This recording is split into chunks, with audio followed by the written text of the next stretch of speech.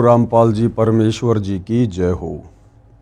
परमपिता परमात्मा सारी सृष्टि के रचनहार, कुल मालिक, असंख्य ब्रह्मांडों के स्वामी, जगत गुरु, तीनों लोकों में प्रवेश करके सबका धारण पोषण करने वाले, राजाधिराज, आत्माधार, नाथों के नाथ, देवों के देव महादेव, सर्वेश्वर, महेश्वर, मृत्युंजय, अजरो अमर, आदि अनादि सनातनी प्रभु, जगत पिता जगदीश्वर, श्री श्री 1008 की उपाधि के वास्तविक अधिकारी, अकाल मूर्त सौद स्वरूपी राम वासुदेव, सर्वगतम ब्रह्म, परम पूज्य, प्रथम पूज्य, परम संत, परम पुरुष, परम धनी, परम दयालु, सत्य कबीर, हक्का कबीर, अल्लाहु कबीर, अल्लाहु अकबर, बाखबर अल्लाह ताला, जगत के तारणहार, जगत के मुक्तिदाता, जगत के जगन्नाथ, हारे के सहारे, हिंदुओं के राम, मुसलमानों के अल्लाह, सिखों के वाहिगुरु, ईसाइयों के मसीह, दया के सागर दयानिधि, करुणा के सागर करुणानिधि, स्वयंभू परिभू, संकट मोचन, कष्टहरण, मंगल करण, दुख भंजन, अविगत कबीर, निर्विकार निर्विषम परमात्मा, अलय अलेख सतगुरु, आदि अनादि सतगुरु, असली मर्यादा पुरुषोत्तम, असली राम, असली कृष्ण, असली घनश्याम, असली मुरारी, राजाओं के राजा, महाराजाओं के महाराजा, शहंशाहों के शहंशाह, सम्राटों के सम्राट, भगवानों के भगवान, अल्लाहों के अल्लाह, प्रभुओं के प्रभु, मसीहाओं के मसीह, सच्चे वाहिगुरु, बाबाओं के बाबा, पीरों के पीर, सेठों के सेठ, जगत सेठ, सावड़सा सेठ, सर्वगुण संपन्न, अनंत कोटि कलाओं के स्वामी, अनंत कोटि ब्रह्मांडों के नायक, योगियों में महायोगी, ध्यानियों में महाध्यानी, सिद्धों में परम सिद्ध, ज्ञानियों में तत्व ज्ञानी, ब्रह्म ज्ञानी, महाज्ञानी, परम ज्ञानी, सर्वश्रेष्ठ ज्ञानी, विज्ञानी, युवा कबीर, समर्थ कबीर, असमवात, अमित ओझा, सच्चे रहनुमा, करीम अल्लाह, सुभान अल्लाह, दुनिया के अंतिम पैगंबर, 8 सितंबर 1951 से गांव धनाना, जिला सोनीपत, हरियाणा, भारतवर्ष की पावन भूमि पे प्रकट रियल कल की भगवान श्री नारायण साकार हरि, श्री बाबा साहेब, नूर अनंत परमात्मा, सच्चे दरवेश, सच्चे बाखबर, संत शिरोमणि सतगुरु रामपाल जी परमेश्वर जी के चरण कमल में साध संगति से जुड़े हुए देश विदेश से आप और हम सभी सत्सेवक भाई बहनों का अनंत कोटि दंडवत प्रणाम। सत्साई भाई और बहनों, बहुत बड़ी दया, बहुत बड़ी मेहर पूज्य गुरुदेव भगवान की, परमेश्वर रामपाल जी की, जिनके शुभ आशीर्वाद से, विशेष आशीर्वाद से, उन्हीं के कर कमल से लिखित पवित्र पुस्तक हिंदू साहिबान नहीं समझे गीता वेद पुराण, इस पवित्र पुस्तक से विशेषकर हिंदू समाज के भाई बहनों को, श्रद्धालुओं को, परमात्मा चाहने वाली आत्माओं को अध्यात्म के विषय में, भक्ति मार्ग के विषय में बहुत ही गहरी गहरी और अच्छी अच्छी जानकारियाँ प्राप्त हो रही है। आज इसी श्रृंखला में हमारा ये 8वें नंबर का वीडियो है। प्रत्येक वीडियो में गुरुदेव भगवान के आशीर्वाद से हम अध्यात्म की ऊंचाइयों को छू रहे हैं। हमने पिछले वीडियोज में देखा कि किस प्रकार से आदि शंकराचार्य जी, जिनके बाद सनातन धर्म को, वैदिक धर्म को, हिंदू धर्म के नाम से भी जाना जाने लगा, और आदि शंकराचार्य जी ने वैदिक धर्म के स्वरूप को भी अपनी साधना से बिगाड़ दिया। आदि शंकराचार्य ने हिंदू समाज को देवी देवताओं की पूजा पर आधारित कर दिया, जिन देवी देवताओं की पूजा करने के लिए गीता जी अध्याय 7 श्लोक नंबर 20 और 23 में गीता ज्ञान देने वाले भगवान ने, ब्रह्म ने साफ साफ कहा है कि जो अन्य देवी देवताओं की पूजा करते हैं वो अल्प बुद्धि वाले हैं, मंद बुद्धि वाले हैं। और गीता अध्याय 7 श्लोक नंबर 12 से 15 में गीता ज्ञान देने वाले काल ब्रह्म ने सीधे सीधे ब्रह्मा विष्णु महेश यानी तीनों गुणों की पूजा करने को भी मना किया है। जबकि आदि शंकराचार्य जी ने तो देवी देवताओं की पूजा पर, पाखंड पूजा पर, कर्म कांड पर हिंदू समाज से जुड़े भाई बहनों को आधारित कर दिया। आज हम और आगे जानकारी प्राप्त करेंगे कि उसके बाद किस प्रकार से केदारनाथ, बद्रीनाथ, इन धामों की स्थापना हुई, इन तीर्थों की स्थापना हुई, और किस प्रकार इस अध्यात्म को अच्छे से ना समझ पाने के कारण, हमारे हिंदू शास्त्रों को अच्छे से ना समझ पाने के कारण आज पूरा का पूरा हिंदू समाज भक्ति और भगवान के नाम पर भ्रमित होकर इन तीर्थों पर जाकर, इन धामों पर जाकर और अध्यात्म में पतन की ओर जा रहा है। तो शुरू करते हैं भाइयों और बहनों। अद्भुत प्रसंग, एक घटना का जिक्र गुरुदेव भगवान यहाँ पर लिख रहे हैं। पृष्ठ 41 पर पुस्तक हिमालय तीर्थ में लिखा है कि ये हिमालय तीर्थ नाम की पुस्तक आदि शंकराचार्य जी के द्वारा रचित है। और इसके पेज नंबर 41 पर क्या लिखा हुआ है कि भगवान शंकर व पार्वती कपाल मोचन में सुंदर महल बनवाकर निवास करते थे। आदि शंकराचार्य जी लिख रहे हैं अपनी पुस्तक हिमालय तीर्थ में कि भगवान शंकर और पार्वती कपाल मोचन में, एक जगह का नाम है कपाल मोचन, वह एक सुंदर महल बनवाकर निवास करते थे, रह रहे थे। उस स्थान की विशेषताओं से मुग्ध होकर उस मकान पर कब्जा करने के मकसद से भगवान विष्णु एक बालक रूप धारण करके ऋषि गंगा के पास बुरी तरह हाथ पैर मारकर रोने लगे। अब सुनते जाना भाइयों और बहनों, हम जिन प्रधान देवताओं को ब्रह्मा विष्णु महेश को सर्वश्रेष्ठ मानकर, परमात्मा मानकर उनकी पूजा में लीन हैं, उन्हीं की भक्ति से मोक्ष की उम्मीद लगाए बैठे हैं, इन देवी देवताओं के अंदर भी किस कदर हम आम इंसानों की तरह राग, द्वेष, ईर्ष्या, इस प्रकार की भावनाएं ओतप्रोत हैं। और ये जो तीनों देवता हैं ब्रह्मा विष्णु महेश, ये तीनों सगे भाई हैं। दुर्गा इनकी माता है और गीता का ज्ञान देने वाला ब्रह्म, काल ब्रह्म, ये इनका पिता है। तो शंकर और पार्वती जी ने अपने लिए कपाल मोचन में एक सुंदर महल बनवाया। उस महल की विशेषताओं को देखकर सुनकर भगवान विष्णु के मन में उस महल पर, उस मकान पर कब्जा करने की दुर्बुद्धि उत्पन्न हुई। इस पुस्तक में लिखा हुआ है। शिव भगवान व माता पार्वती जी स्नान करने जा रहे थे। पार्वती को दया आई, कहा कि कोई पत्थर हृदय स्त्री बालक को छोड़ गई, उसे उठाकर अपने मकान में छोड़ आई। शिवजी ने मना भी किया था कि यह कोई मायावी देव लगता है, लेकिन पार्वती नहीं मानी। जब स्नान करके शिवजी व पार्वती जी लौटे तो तब तक उस बालक ने चतुर्भुज नारायण रूप धारण करके, यानी विष्णु का रूप धारण करके सारे क्षेत्र पर कब्जा कर लिया था। उसकी नारायण रूप में पूजा होती है। शिवजी विवाद से बचकर, यानी लड़ाई झगड़े से बचकर उसे छोड़कर केदारनाथ चले गए, वहाँ स्थित हो गए, वहाँ शिव का ज्योतिर्लिंग स्थापित कर दिया। अब बताओ भाई और बहनों, इस हिमालय तीर्थ पुस्तक के अनुसार जब हमारे प्रधान तीनों देवताओं के ये चरित्र हैं, विष्णु जी ने अपने भाई के मकान पर कब्जा कर लिया और हम उन्हीं की भक्ति कर रहे हैं, उन्हीं की पूजा करेंगे, तो उनके वो अवगुण हमारे अंदर स्वतः ही आएंगे। यानी जिसको हम इष्ट मानकर पूजा करेंगे उसके गुण अवगुण साधक में आते हैं। तो बताइए हमारा हृदय कैसे निर्मल होगा, हमारी आत्मा, हमारा मन कैसे पाप मुक्त होगा। हम जिन भगवानों को, जिन देवताओं को इष्ट मानकर पूजते हैं, जिनकी भक्ति करते हैं, जब उनके खुद के मन में, खुद के हृदय में इतना छल कपट भरा हुआ है, तो अब गुरुदेव कह रहे हैं विचार करो इस कथा से हमें क्या शिक्षा लेनी है। इन देवताओं की कहानियों से क्या शिक्षा मिलेगी? क्या दूसरे के घर पर कब्जा करना नेक व्यक्ति का कार्य है? महादुष्ट व्यक्ति ऐसी हरकत करता है।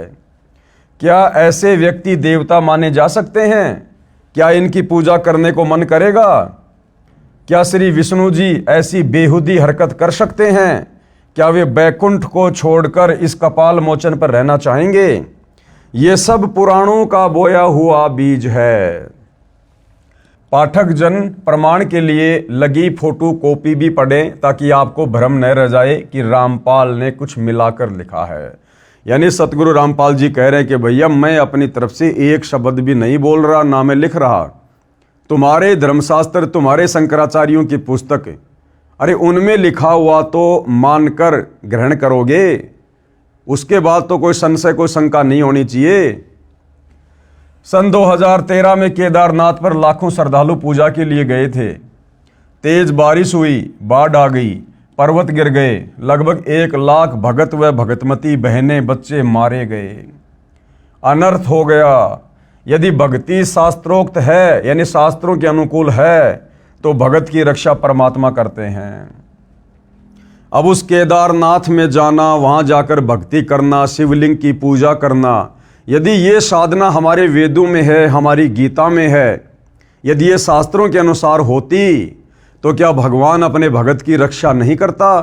क्योंकि शास्त्र विधि अनुसार साधना करने वाले भगत की रक्षा तो भगवान करता है, अन्यथा फिर उस भक्ति के करने का फायदा क्या? कबीर परमेश्वर जी कहते हैं, जय हमरा भगत पछोड़ी होई तो हमरा नाम न लेवे कोई। यदि सत भक्ति करते करते मेरे भगत के ऊपर आपत्ति आ गई तो मेरा नाम कौन लेगा, मेरी भक्ति कौन करेगा?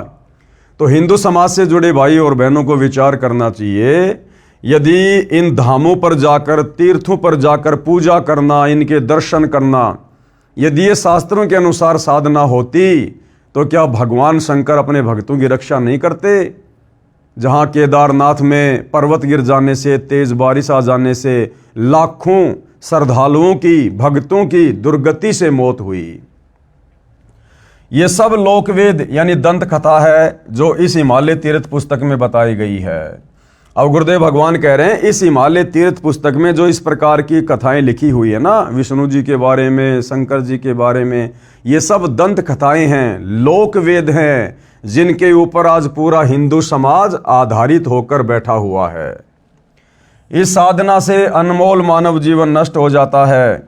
ये सब प्रपंच यानी षड्यंत्र काल ब्रह्म ने किए हैं, जीवों से शास्त्र विधि के विपरीत फिजूल की पूजा करवाने के लिए, उनका मानव जीवन नष्ट करवाने के लिए। ये सारा का सारा प्रपंच कौन करवाता है?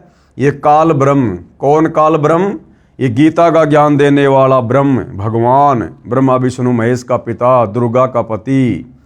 ये नहीं चाहता कि कोई भी आत्मा मेरे 21 ब्रह्मांड से मोक्ष करवा कर बाहर निकल जाए, परम धाम सतलोक चली जाए। क्योंकि जब आप सृष्टि रचना पढ़ेंगे तो आपको पता चलेगा कि इस गीता बोलने वाले काल ब्रह्म को, यहाँ के नकली भगवान को, ब्रह्मा विष्णु महेश के पिता को एक भयंकर श्राप परम अक्षर ब्रह्म सत्य पुरुष कबीर देव जी की ओर से लगा हुआ है, जिस कारण इसे प्रतिदिन 1 लाख मानव शरीरधारी स्त्री या पुरुष, उनके सूक्ष्म शरीर में जो वासना जमा हो जाती है उसे खाने का श्राप लगा हुआ है। तो ये कभी नहीं चाहेगा कि कोई भी प्राणी मेरे 21 ब्रह्मांड से शत भक्ति करके बाहर निकल जाए। इसलिए ये हर किसी को भ्रमित रखता है भक्ति और भगवान के नाम पर। ये वही पुस्तक है हिमालय तीर्थ, ये वही पुस्तक है हिमालय तीर्थ, जिसकी फोटोकॉपी पूज्य गुरुदेव भगवान ने लगा रखी है। ये कहाँ से प्रकाशित है? इसके प्रकाशक हैं रंजू चक्रवर्ती, 76A/1 बामाचरण राय रोड, कलकत्ता। इनके फ़ोन और फैक्स नंबर हैं ताकि किसी को कोई शंका ना रहे। ये फोटोकॉपी पुस्तक हिमालय तीर्थ के पेज नंबर 17 से 21 तथा 41 और 42 की है।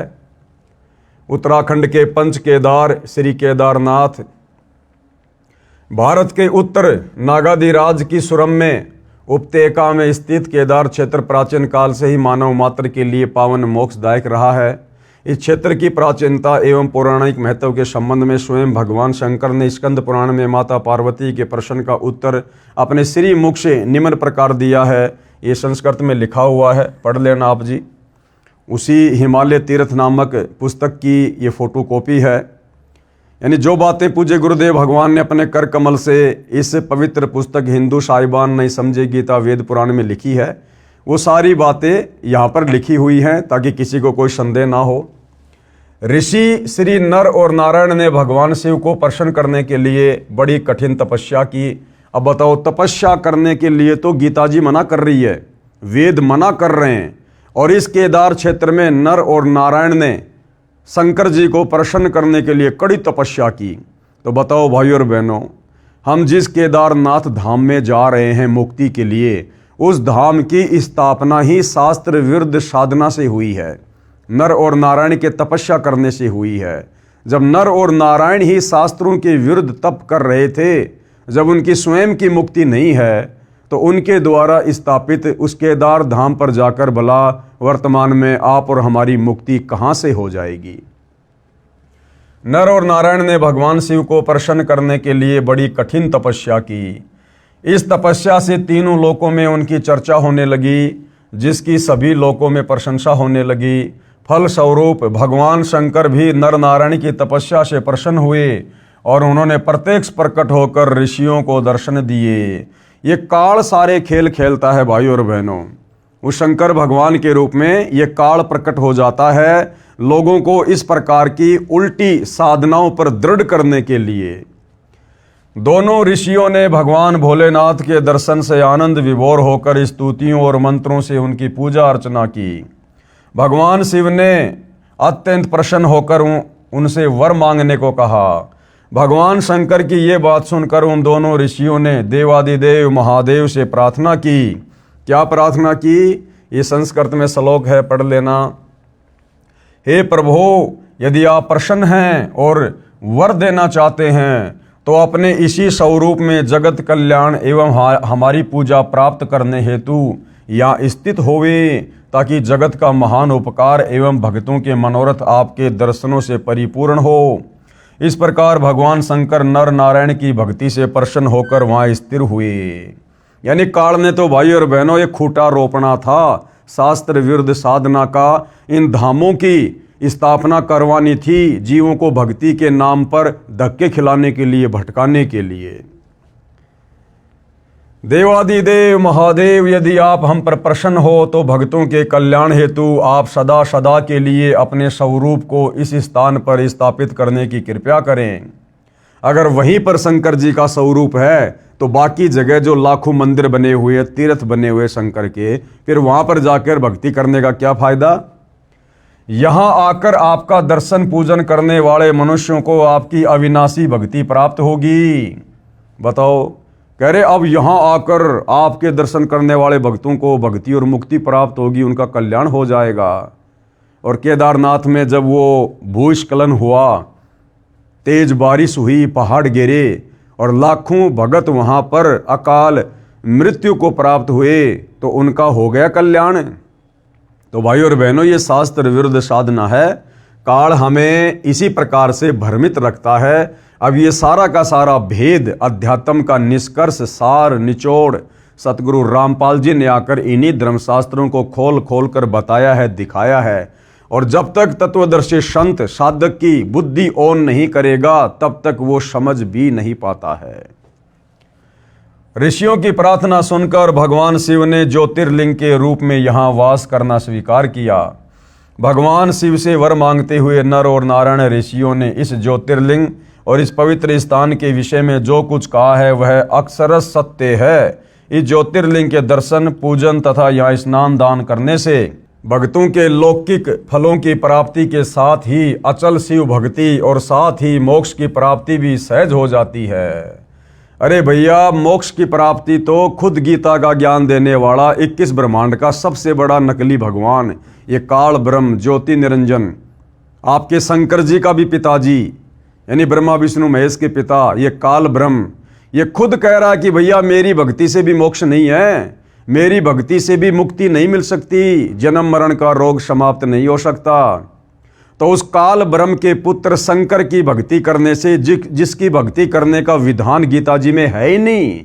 गीता अध्याय 7 श्लोक नंबर 12 से 15 में तीनों गुणों, रजगुण ब्रह्मा, सतगुण विष्णु, तमगुण शिव की भक्ति करने के लिए खुद गीता का ज्ञान देने वाला भगवान मना कर रहा है।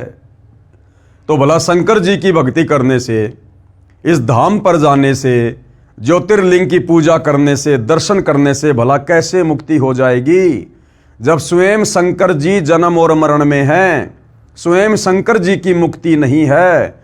तो शंकर जी की भक्ति करने से इस जीव आत्मा का सदा सदा के लिए मोक्ष कैसे हो जाएगा।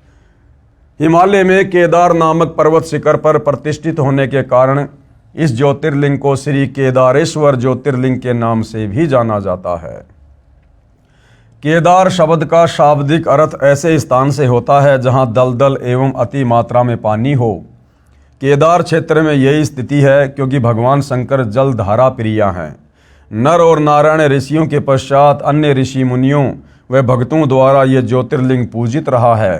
तत्पश्चात महाभारत काल में पांडवों द्वारा गोत्र हत्या अर्थात महाभारत युद्ध में अपने भाई बंधुओं आदि की हत्या के पाप से मुक्ति हेतु यहाँ पर देवादिदेव महादेव की आराधना की गई। इस प्रसंग में पुराणों में एक कथा आती है। भगवान वेद व्यास जी की आज्ञा से पांडव केदार क्षेत्र में आए। भगवान महिष यानी भैंस का रूप धारण कर, कौन? ये काल ब्रह्म, इसने भैंस का रूप धारण किया और केदार अंचल में विचरण करने लगे। भीम ने भगवान शिव को मायावी महिष के रूप में पहचान लिया। वह ऐसा जानकर भगवान शिव महिष रूप में पृथ्वी में समा ही रहे थे कि महाबली भीम ने दौड़कर उनका पिछला भाग पकड़ लिया। बताओ, अब वो भीम ज़्यादा बलवान हुआ या वो भगवान ज़्यादा बलवान हुआ जो भैंस बना हुआ था, जो भीम ने जाके उसके पीछे को हिस्से को पकड़ लिया हैं और फिर वही भगवान को विराजमान कर दिया। तो भगवान ज़्यादा पावरफुल हुआ या वो भीम ज़्यादा पावरफुल हुआ? तो इस काल ने तो भाइयों और बहनों इस प्रकार की घटनाओं को जन्म देकर जगह जगह इन तीर्थों की धामों की स्थापना करवा के शास्त्र विरुद्ध साधना को बढ़ावा देना होता है। पांडवों की भक्ति एवं विश्वास को देखकर भगवान शिव ने उन्हें साक्षात दर्शन दिए। वह गोत्र हत्या गुरु हत्या के फलस्वरूप प्रायश्चित के रूप में भीम द्वारा पकड़े गए पृष्ठ भाग की पूजा अर्चना का आदेश देकर वही अंतर्ध्यान हो गए। यानी काल ब्रह्म जो भैंस बनकर जमीन में समा गया था और जमीन में समाते समाते भीम ने जो भैंस के पिछले हिस्से को पकड़ लिया था जो पत्थर का बन गया था, यानी भैंस का पीछे का गोबर और मलमूत्र वाला हिस्सा, कहते हैं फिर उसकी पूजा करने से पांडवों के सारे पाप नष्ट हो गए। पृष्ठ भाग ने शिला का रूप धारण किया, यानी भैंस के पिछले हिस्से ने शिला यानी पत्थर का रूप धारण किया जो पांडवों द्वारा पूजित हुआ और पांडवों ने फिर उसकी पूजा करी। वह तब से आज तक पूजित है। महिष यानी भैंस का आगे का भाग नेपाल में जाकर प्रकट हुआ जो पशुपतिनाथ के नाम से विख्यात हुआ। महिष यानी भैंस के अन्य चार भाग क्रमशः तुंगनाथ में बाहु, रुद्रनाथ में मुख, महेश्वरम में नाभि, कल्पेश्वरम में जटा, इस प्रकार केदारनाथ को छोड़कर महिष यानी भैंस रूपी भगवान शंकर के अन्य चार भाग केदार क्षेत्र में प्रतिष्ठित हुए। केदारनाथ सहित ये स्थान पंच केदार के नाम से विख्यात है। यानी इस प्रकार से काल ने शास्त्र विरुद्ध साधना करवाने के लिए इन धामों की स्थापना करवाई, जहां जाकर भक्ति करके आज पूरा हिंदू समाज मुक्ति की उम्मीद में बैठा हुआ है। भाई मुक्ति नहीं, दुर्गति प्राप्त होगी, दुर्गति। तो भाइयों और बहनों, ये इस पुस्तक के अंदर सब कुछ लिखा हुआ है। आप और हमें किसी प्रकार की कोई शंका ना रहे, इसलिए सतगुरु रामपाल जी ने इस पुस्तक का हवाला दिया है और इसके कुछ पृष्ठ हैं जो यहाँ पर उन्होंने ऐड किए हैं, लिखे हुए हैं। इसी प्रकार ये आदि केदारेश्वर मंदिर, ये आदि केदारेश्वर मंदिर, इसका निर्माण कैसे हुआ? पुराणों में शंकर जी के कपाल मोचन संबंधी प्रसंग एवं उनकी बद्री क्षेत्र में स्थित होने की कथाएं विस्तार से वर्णित हैं। इसी क्रम में दूसरा मत ये भी है कि पूर्व शिव पार्वती का ही ये निवास स्थान था। भगवान विष्णु इस क्षेत्र की विशेषताओं से मुग्ध होकर इसे अपना बनाना चाहते थे। एक दिन जब भगवान शिव पार्वती सहित स्नान हेतु जा रहे थे तो ऋषि गंगा के दाएं भाग में स्थित एक शिलाखंड में रोते हुए एवं हाथ पैर पटकते बालक को देख पार्वती भगवान शिव से कहती है कि नाथ, किसी पाषाण हृदय देवी ने कैसे सुंदर बच्चे को यहाँ फेंक दिया, इसे भवन में रखें तब आगे बढ़ें। अंतर्यामी भगवान शिव सारे रहस्य को जान पार्वती को सचेत करते हैं कि देवी ये कोई मायावी कुमार है, इसका चक्कर ठीक नहीं, देखो चली जाओगी। परंतु ममतामयी माता पार्वती बच्चे को उठाकर भवन में रखती है। अरे ममतामयी नहीं, पार्वती को बच्चे पर ममता नहीं आई। शंकर जी ने जब पार्वती को मना कर दिया, पार्वती कौन है? शंकर जी की अर्धांगिनी, उसकी पत्नी। और शंकर जी अपनी पत्नी को मना कर रहे हैं कि पार्वती, मैंने अपनी दिव्य दृष्टि से देख लिया है, ये कोई मायावी बच्चा है, तुम छली जाओगी, ये कोई षड्यंत्र है। तुम इस बच्चे की चिंता मत करो, आगे बढ़ो। और पार्वती उसके बावजूद भी अपनी जिद पर अड़ी हुई है। तो विचार कर सकते हैं भाई और बहनों, ये पार्वती अपने पति भगवान शंकर की कितनी इज्जत करती है, जो अपने पति की बात भी नहीं मानती है, जबकि पति को तो परमेश्वर की संज्ञा दी जाती है आम समाज में। तो बताइए, जिस शंकर भगवान की इज्जत उसकी पत्नी की नज़रों में 2 कौड़ी की नहीं है, बताओ आप और हम उनकी भक्ति करके संसार से मुक्त होना चाहते हैं। जब स्नान कर लौटी तो बालक ने चतुर्भुज नारायण के रूप में प्रकट होकर पूरे क्षेत्र पर अपना अधिकार कर लिया। भगवान शिव विवाद से बचकर इस क्षेत्र को त्याग देते हैं और केदार क्षेत्र में स्थित हो जाते हैं। भगवान शिव ने अपने श्री मुख से मां पार्वती को बताया है कि देवी, अब ये कथा कौन लिख रहे हैं? श्री आदि शंकराचार्य जी, हिमालय तीर्थ नामक पुस्तक में। कहते हैं शंकर और पार्वती जी ने ऐसे ऐसे कपाल मोचन में एक बहुत ही अच्छा महल बनवाया। उस मकान की विशेषताओं को देखकर श्री विष्णु जी के मन में दोष उत्पन्न हो गया कि ऐसा सुंदर मकान तो मेरे कब्जे में होना चाहिए। और श्री विष्णु जी ने षड्यंत्र रचा। जब पार्वती और शंकर जी जा रहे थे तो एक बच्चे का रूप बनाकर रोने लगा, हाथ पैर मारने लगा।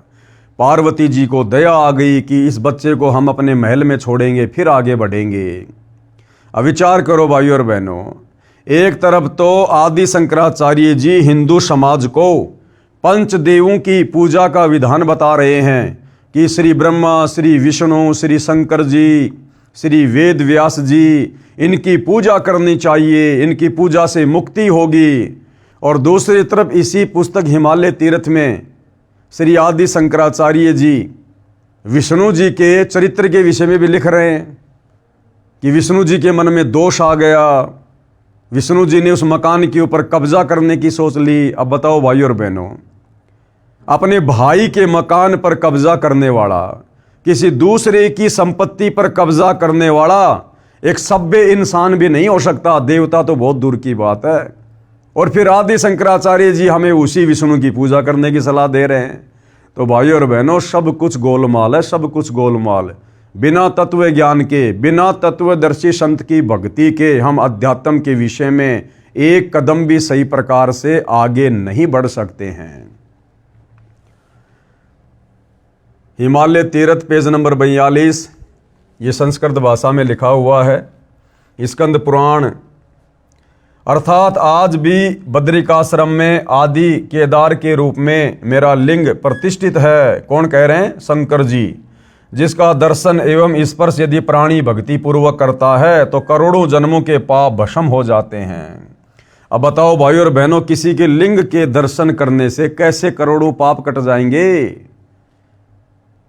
ये लिंग पूजा, शिवलिंग पूजा, ये भाई और बहनों शास्त्रों के विरुद्ध है।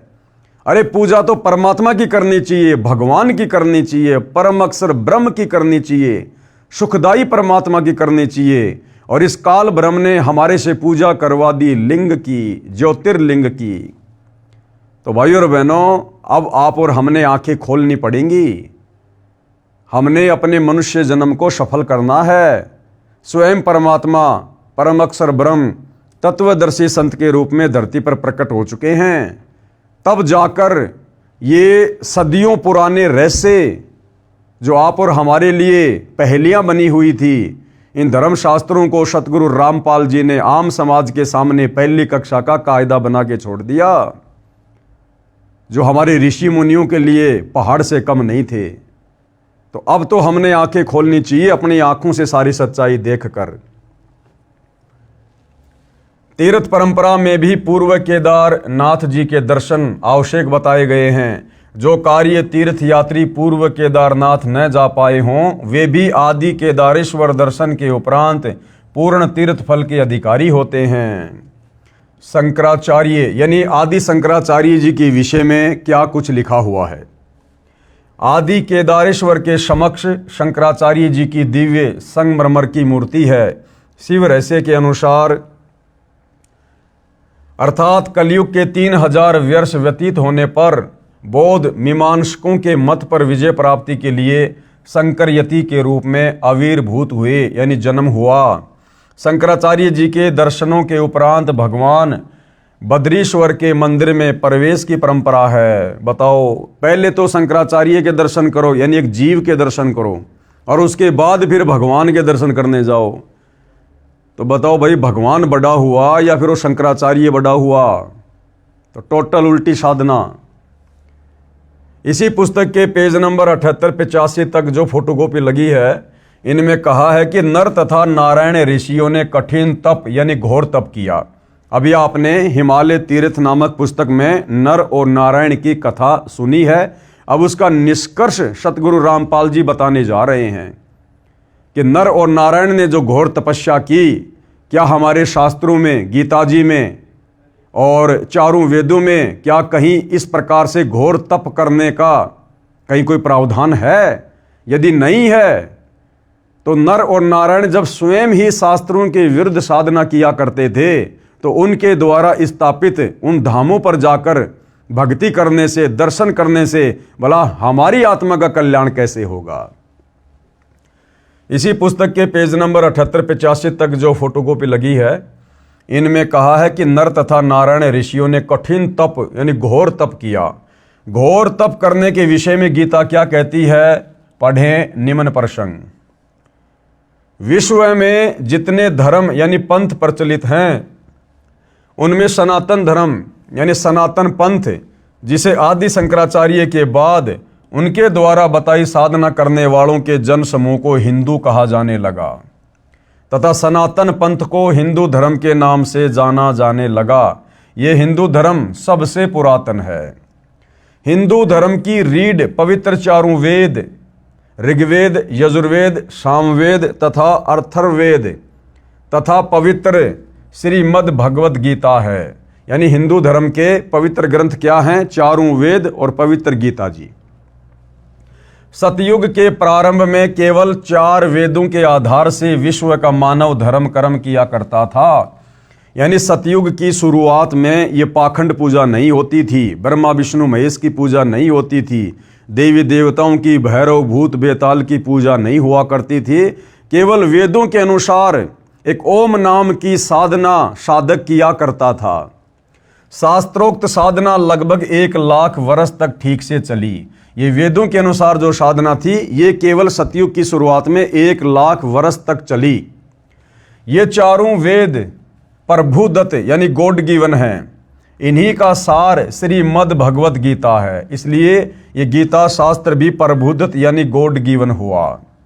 अब गीता जी में घोर तप के विषय में क्या मार्गदर्शन है, क्या दिशा निर्देश है, जो घोर तप नर और नारायण ने किया? ध्यान देने योग्य ये है कि जो ज्ञान स्वयं परमात्मा ने बताया है, वह ज्ञान पूर्ण सत्य होता है। इसलिए ये दोनों शास्त्र निसंदेह विश्वसनीय हैं। प्रत्येक मानव को इनके अंदर बताई साधना करनी चाहिए। वह साधना शास्त्र विधि अनुसार कही जाती है। यानी चारों वेदों और गीता जी के अनुसार जो साधना की जाती है, उसे शास्त्र विधि अनुसार साधना कहा जाता है। इन शास्त्रों में जो साधना नहीं करने को कहा है, उसे जो करता है तो वह शास्त्र विधि त्याग कर मनमाना आचरण कर रहा है। जैसा कि नर और नारायण ने घोर तप करके शास्त्र विरुद्ध साधना की, जिसके विषय में गीता अध्याय 16 श्लोक 23 और 24 में इस प्रकार कहा है।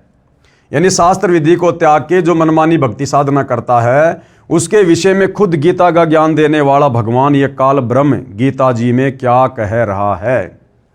श्लोक नंबर 23, जो पुरुष यानी जो भगत, जो व्यक्ति, जो साधक यानी साधक शास्त्र विधि को त्याग कर, यानी वेद और गीता जी वाली भक्ति विधि को त्याग कर अपनी इच्छा से मनमाना आचरण करता है, वह न सिद्धि को प्राप्त होता है, न परम गति यानी पूर्ण मोक्ष को, और न सुख को ही प्राप्त होता है। गीता अध्याय 16 श्लोक नंबर 23 का ये निष्कर्ष है। फिर श्लोक नंबर 24 क्या कहता है? इससे तेरे लिए इस कर्तव्य यानी जो भक्ति कर्म करने योग्य हैं, और अकर्तव्य यानी जो भक्ति कर्म न करने योग्य हैं, इस व्यवस्था में शास्त्र ही प्रमाण हैं। ऐसा जानकर तू शास्त्र विधि से नियत कर्म यानी जो शास्त्रों में करने को कहा है, वो भक्ति कर्म ही करने योग्य हैं। गीता अध्याय 16 श्लोक नंबर 24। हिंदू साहिबान पढ़ें फोटोकॉपी श्रीमद् भगवद गीता पद छेद 99 के अध्याय 16 श्लोक 23-24 की प्रमाण के लिए, जो गीता प्रेस गोरखपुर से मुद्रित है तथा प्रकाशित है तथा श्री जय दयाल गोविंदका जी द्वारा अनुवादित है। यानी शास्त्र विधि को त्याग कर वेद और गीता जी के विरुद्ध जो साधना की जाती है उसके विषय में गीता जी क्या कह रही है। गीता अध्याय 16 श्लोक 23 की फोटोकॉपी है। ये संस्कृत में श्लोक है आप जी की आंखों के सामने, इधर हिंदी में अनुवाद है। जो पुरुष यानी जो व्यक्ति, जो भगत शास्त्र विधि को त्याग कर, शास्त्र विधि यानी वेद और गीता जी में जो भक्ति लिखी है उस भक्ति को त्याग कर जो अपनी तरफ से मनमानी भक्ति करता है, कोई तप करता है, अपनी इच्छा से मनमाना आचरण करता है, वह न सिद्धि को प्राप्त होता है, यानी उसका कोई कार्य सिद्ध नहीं होता है भक्ति वाला, आत्म कल्याण वाला, न परम गति को, और न अंत समय में मरने के बाद उसे परम गति मिलती है, और न सुख को ही प्राप्त होता है, और ना उसे किसी प्रकार का कोई आध्यात्मिक लाभ या सुख मिलता है। किसको? जो व्यक्ति शास्त्रों के विरुद्ध मनमाने तरीके से भक्ति करता है, मनमाने मंत्रों का जाप करता है। और भाइयों और बहनों, चारों वेदों में और गीता जी में केवल एक ओम मंत्र के जाप करने का विधान है, और ये ओम मंत्र इस काल ब्रह्म का है, ब्रह्म साधना का। इसके अलावा कोई भी व्यक्ति जो भी मंत्र जाप करता है वो इस काल की प्राप्ति नहीं कर सकता, इसके ब्रह्मलोक को प्राप्त नहीं कर सकता, और सीधा नरक में और 84 लाख योनियों में ही जाता है। फिर गीता अध्याय 16 श्लोक 24 हमें क्या कह रहा है कि भाई फिर हमें क्या करना चाहिए, फिर हमें किस चीज को आधार बनाना चाहिए कि कौन सी भक्ति सही है और कौन सी भक्ति गलत है। तो गीता अध्याय 16 श्लोक 24 क्या कहता है? तस्मात् शास्त्रम प्रमाणम, यानी अर्जुन इसके लिए शास्त्र ही प्रमाण है। और शास्त्र क्या है? चारों वेद और गीता जी। इससे तेरे लिए इस कर्तव्य यानी कौन सी भक्ति करनी चाहिए और अकर्तव्य यानी कौन सी भक्ति साधना नहीं करनी चाहिए, इस व्यवस्था में शास्त्र ही प्रमाण है। यानी ये गीता और चारों वेद ही प्रमाण है कि हमने भक्ति साधना कौन सी करनी चाहिए और किस प्रकार से करनी चाहिए। और गीता ज्ञान देने वाले काल ब्रह्म ने गीता अध्याय 4 श्लोक नंबर 34 में अर्जुन से बिल्कुल क्लियर कर दिया है कि भाई अर्जुन, अगर तुझे पूर्ण मुक्ति चाहिए, उसने क्लियर कर दिया भैया मेरी भक्ति करने से, ओम नाम का जाप करने से, ब्रह्मलोक में जाने से भी पूर्ण मुक्ति नहीं है। जन्म मरण से तेरा पीछा नहीं छूटेगा, नरक में जाना ही पड़ेगा, 84 लाख योनियों में जाना ही पड़ेगा। अगर अर्जुन तुझे पूर्ण मोक्ष चाहिए, पूर्ण मुक्ति चाहिए, उस परम अक्षर ब्रह्म के सत्य पुरुष कबीर देव के सतलोक में जाना है, सचखंड में जाना है, जहां जाने के बाद ये साधक फिर वापस लौटकर इस मेरे 21 ब्रह्मांड में इस जन्म और मरण के चक्कर में नहीं आता, गधा कुत्ता सुअर नहीं बनता। तो भाई तुझे किसी तत्वदर्शी संत की खोज करनी पड़ेगी। वो तत्वदर्शी संत तुझे बताएगा कि वास्तव में परम अक्षर ब्रह्म की पूर्ण भक्ति क्या है, ये सदा सदा के लिए जन्म और मरण का झंझट कैसे समाप्त होगा। तो गीता ज्ञान देने वाले ब्रह्म ने, भगवान ने भी गीता अध्याय 4 श्लोक 34 में क्लियर कर दिया कि अर्जुन, वो पूर्ण मुक्ति वाली भक्ति, वो तत्व ज्ञान भाई मेरे पास में भी नहीं है। अगर होता तो बता देता, किसी तत्वदर्शी संत की शरण में जाने की सलाह क्यों देता। तो भाई और बहनों, वह एकमात्र तत्वदर्शी संत वर्तमान में इस पूरी पृथ्वी पर सतगुरु रामपाल जी हैं। निसंदेह आप लोगों को अब ये बात धीरे धीरे समझ में आ जानी चाहिए, क्योंकि आज से पहले हमारे किसी भी धर्मगुरु ने, किसी भी आचार्य और शंकराचार्य ने इस अध्यात्म को इस प्रकार से सार्वजनिक तौर पर दिखा कर क्लियर नहीं किया, जिस प्रकार से सन 1994 से सतगुरु रामपाल जी करते आ रहे हैं।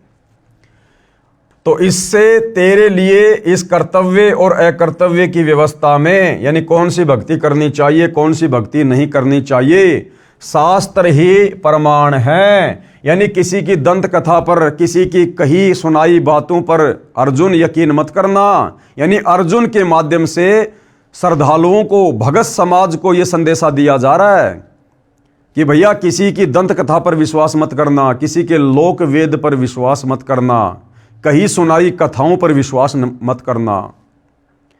शास्त्रों में क्या प्रमाण है, गीता जी और चारों वेद भक्ति करने के विषय में क्या दिशा निर्देश दे रहे हैं, उस अनुसार भक्ति साधना करेगा तो तेरी मुक्ति का मार्ग प्रशस्त होगा। अन्यथा भैया जन्म मरण के चक्कर में, लक 84 के चक्कर में पड़ा ही रहेगा। ऐसा जानकर तू शास्त्र विधि से नियत कर्म ही करने योग्य हैं, यानी शास्त्र विधि के अनुसार जो धर्म कर्म करने चाहिए वही करने चाहिए, उन्हीं से भैया मुक्ति का रास्ता साफ होगा। अब देवताओं की पूजा का लाभ, यानी श्री आदि शंकराचार्य जी ने जिस प्रकार से हिंदू समाज को देवी देवताओं की पूजा पर, भक्ति पर, पाखंड पूजा पर, कर्म कांड पर आधारित कर दिया था, अब इन देवी देवताओं की पूजा के विषय में, इन देवी देवताओं की पूजा से मिलने वाले लाभ या हानि के विषय में हमारे पवित्र सदग्रंथ क्या कह रहे हैं, गीता जी क्या कह रही है। पढ़ते हैं पवित्र श्रीमद् भगवद गीता से अध्याय 17 श्लोक 1 और 6। श्लोक 1 में क्या कहा गया है। इस श्लोक में अर्जुन ने गीता ज्ञान देने वाले प्रभु से प्रश्न किया है कि हे कृष्ण, जो मनुष्य शास्त्र विधि को त्याग कर श्रद्धा से युक्त हुए देवादि यानी देवी देवताओं का पूजन करते हैं, उनकी स्थिति फिर कौन सी है। यानी जो व्यक्ति बड़ी श्रद्धा से, बड़ी लगन से, अध्यात्म ज्ञान के अभाव में जो इन देवी देवताओं की पूजा करते हैं, तो उसकी क्या स्थिति है, उससे क्या लाभ मिलता है। सात्विक हैं अथवा राजसी या तामसी, यानी वो साधक वो किस स्वभाव के होते हैं जो देवी देवताओं की पूजा करते हैं, उनका स्वभाव कैसा होता है, उनका आचरण कैसा होता है। वे सात्विक प्रवृत्ति के होते हैं या राजसी प्रवृत्ति के या फिर तामसी प्रवृत्ति के। गीता अध्याय 7 श्लोक 1 में अर्जुन ने सवाल किया। अब इसका उत्तर श्लोक 2 और 6 तक दिया गया है। गीता ज्ञानदाता प्रभु का उत्तर संक्षिप्त में इस प्रकार है। मनुष्यों की श्रद्धा उनके पूर्व जन्म के संस्कार अनुसार सात्विक, राजसी तथा तामसी होती है। यानी किस मनुष्य ने, किस भगत ने पूर्व जन्म में किस प्रकार की भक्ति साधना की है, उसी प्रकार से अगले मनुष्य जन्म में जब भी उसको प्राप्त होता है लक 84 भोगने के बाद, तो पिछले जन्म की भक्ति के आधार से उसके अगले जन्म की साधना का मार्ग निकल कर सामने आता है कि वो व्यक्ति किस प्रवृत्ति का है, राजसी प्रवृत्ति का है, तामसी प्रवृत्ति का है या फिर सात्विक प्रवृत्ति का है। गीता अध्याय 17 श्लोक 2 का निष्कर्ष है। हे भारत यानी हे अर्जुन, सभी मनुष्यों की श्रद्धा उनके अंतःकरण के अनुरूप होती है। जिनकी जैसी श्रद्धा होती है वह स्वयं भी वही है, यानी वैसे ही स्वभाव का है। गीता अध्याय 17 श्लोक 3 का सारांश है। शास्त्र विरुद्ध साधना करने वाले सात्विक पुरुष देवों को पूजते हैं। यानी जो सात्विक स्वभाव के भगत होते हैं, व्यक्ति होते हैं, वो देवताओं का पूजन करते हैं। राजस पुरुष यक्ष और राक्षसों को तथा अन्य जो तामस मनुष्य हैं, जो क्रोधी हैं, वे प्रेत और भूत गणों को पूजते हैं।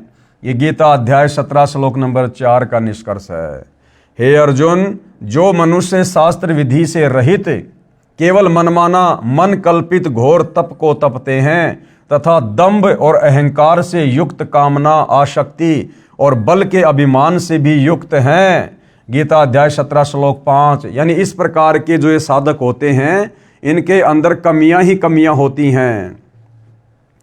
तथा जो शरीर रूप से स्थित भूत समुदाय को तथा अंतःकरण में स्थित मुझको यानी गीता ज्ञानदाता प्रभु को भी दुखी करने वाले हैं। यानी राजसी, तामसी और सात्विक भक्ति करने वाले साधक, ये गीता का ज्ञान देने वाला काल ब्रह्म कह रहा है कि ये इस प्रकार के श्रद्धालु मुझे भी दुखी करने वाले हैं, मुझे भी ये पीड़ा देते हैं इस प्रकार की आदि अधूरी भक्ति करके, यानी कष्ट पहुंचाते हैं।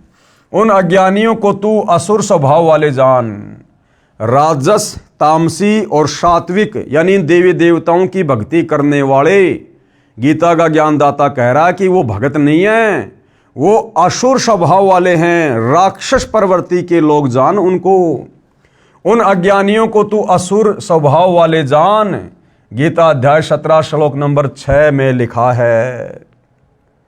यही प्रमाण गीता अध्याय 16 श्लोक 17 से 20 में भी है। कहा है कि श्लोक 17, वे अपने आप को ही श्रेष्ठ मानने वाले घमंडी पुरुष धन और मान के मद से युक्त केवल नाम मात्र के यज्ञों द्वारा पाखंड से शास्त्र विधि रहित यजन यानी पूजन करते हैं। गीता अध्याय 16 श्लोक 17 का निष्कर्ष है।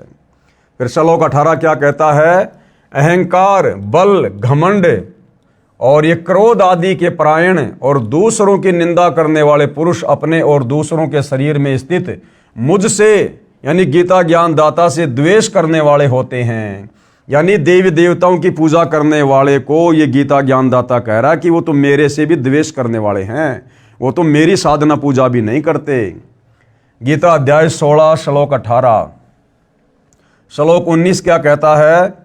उन द्वेष करने वाले पापाचारी और क्रूर कर्मी नराधमों को मतलब नीच मनुष्यों को, देखो भाई और बहनों, देवी देवताओं की पूजा करने वाले को नीच मनुष्यों की संज्ञा दे रही है गीता जी, नीच मनुष्यों की। उन द्वेष करने वाले पापाचारी और क्रूर कर्मी नराधमों को यानी नीच मनुष्यों को मैं संसार में बार बार आसुरी योनियों में ही डालता हूं। कौन कह रहा है? गीता का ज्ञान देने वाला ब्रह्म।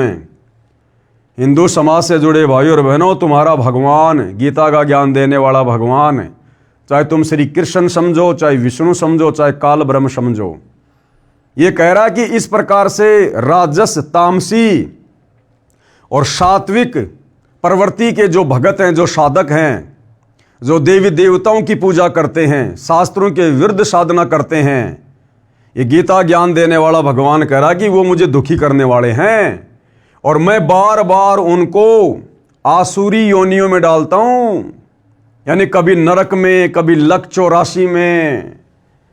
मैं संसार में बार बार आसुरी योनियों में ही डालता हूं। गीता अध्याय 16 श्लोक 19। यानी देवी देवताओं की पूजा करने वाले का कतई मोक्ष नहीं है। थोड़ा बहुत लाभ जो इस ब्रह्म की भक्ति से मिलता है, वो लाभ भी देवी देवताओं की भक्ति से नहीं है। हम केवल अपना अनमोल समय और क्षमा से ही बर्बाद करते हैं। फिर श्लोक 20 क्या कहता है? हे अर्जुन, वे मूढ़ यानी मूर्ख, कौन? जो देवी देवताओं की पूजा करते हैं, जो राजस, तामसी और सात्विक जो प्रवृत्ति के लोग हैं, गीता ज्ञानदाता उनको मूर्ख कह रहा है कि हे अर्जुन, वे मूढ़ यानी मूर्ख मुझको न प्राप्त होकर ही जन्म जन्म में आसुरी योनि को प्राप्त होते हैं, फिर उससे भी अति नीच गति को प्राप्त होते हैं, यानी घोर नरक में गिरते हैं। उपरोक्त श्रीमद् भगवत गीता के श्लोकों का निष्कर्ष अब पूज्य गुरुदेव भगवान हमें और अच्छे से संक्षिप्त में सरल रूप में समझा रहे हैं कि इन तमाम बातों का क्या निष्कर्ष है। गीता अध्याय 17 श्लोक 1 में अर्जुन ने पूछा है कि हे कृष्ण, जो मनुष्य शास्त्र विधि को त्याग कर श्रद्धा से युक्त हुए देवादि यानी देवता आदि का पूजन करते हैं, वे स्वभाव से कैसे होते हैं? यानी देवी देवताओं की पूजा करने वालों का स्वभाव कैसा होता है? तो अर्जुन ने गीता अध्याय 7 श्लोक 12 से 15 में पहले सुना था कि तीनों गुणों यानी त्रिगुणमयी माया अर्थात रजगुण ब्रह्मा जी, सतगुण विष्णु जी तथा तमगुण शिव जी आदि देवताओं को पूजने वाले उन्हीं तक सीमित रहते हैं। उनकी बुद्धि उनसे ऊपर मुझ गीता ज्ञान दाता की भक्ति तक नहीं जाती है, जिसका ज्ञान इस त्रिगुणमयी माया द्वारा हरा जा चुका है। यानी जो लोग केवल ब्रह्मा विष्णु महेश और देवी देवताओं की भक्ति तक ही सीमित हैं, ये गीता का ज्ञान देने वाला काल ब्रह्म कह रहा है कि ऐसे लोगों का ज्ञान यानी जिनका ज्ञान यानी जिनकी बुद्धि इस त्रिगुणमयी माया द्वारा यानी ब्रह्मा विष्णु महेश द्वारा हरा जा चुका है, वे राक्षस स्वभाव को धारण किए हुए मनुष्यों में नीच दूषित कर्म करने वाले मूर्ख मेरी भक्ति भी नहीं करते। गीता का ज्ञान देने वाला काल ब्रह्म कह रहा है कि मेरी भक्ति भी नहीं करते। ये ब्रह्मा विष्णु महेश तक की भक्ति करने वाले आसुर स्वभाव को धारण किए हुए मनुष्यों में नीच दूषित कर्म करने वाले मूढ़ यानी मूर्ख 4 गालियां दी है। गीता ज्ञान बोलने वाले भगवान ने, काल ब्रह्म ने, जो लोग ब्रह्मा विष्णु महेश और देवी देवताओं तक की पूजा करते हैं। गीता अध्याय 7 श्लोक 20 व 23 में इस प्रकार कहा है।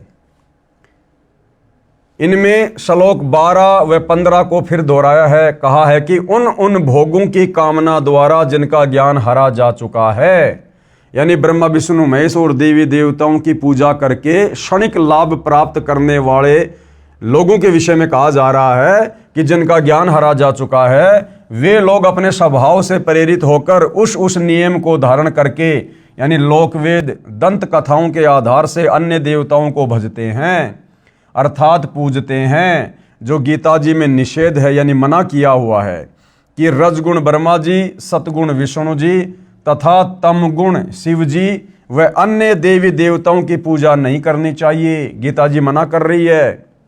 वे लोक वेद के आधार से किसी से सुनकर देवताओं को भजते हैं, पूजते हैं।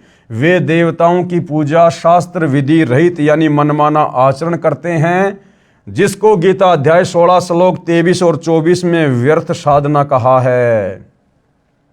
उसी के विषय में गीता अध्याय 17 श्लोक 1 में अर्जुन ने प्रश्न किया है कि हे कृष्ण, जो व्यक्ति शास्त्र विधि को त्याग कर अपनी इच्छा से अन्य देवताओं का पूजन करते हैं, उनकी निष्ठा कैसी है, उनकी भावना कैसी है, उनका स्वभाव कैसा है। जो शास्त्र विधि को त्याग कर यानी गीता और वेदों के विपरीत जो इन देवी देवताओं की भक्ति करते हैं, पूजा पाठ करते हैं, मुझे उनके स्वभाव के विषय में बताओ।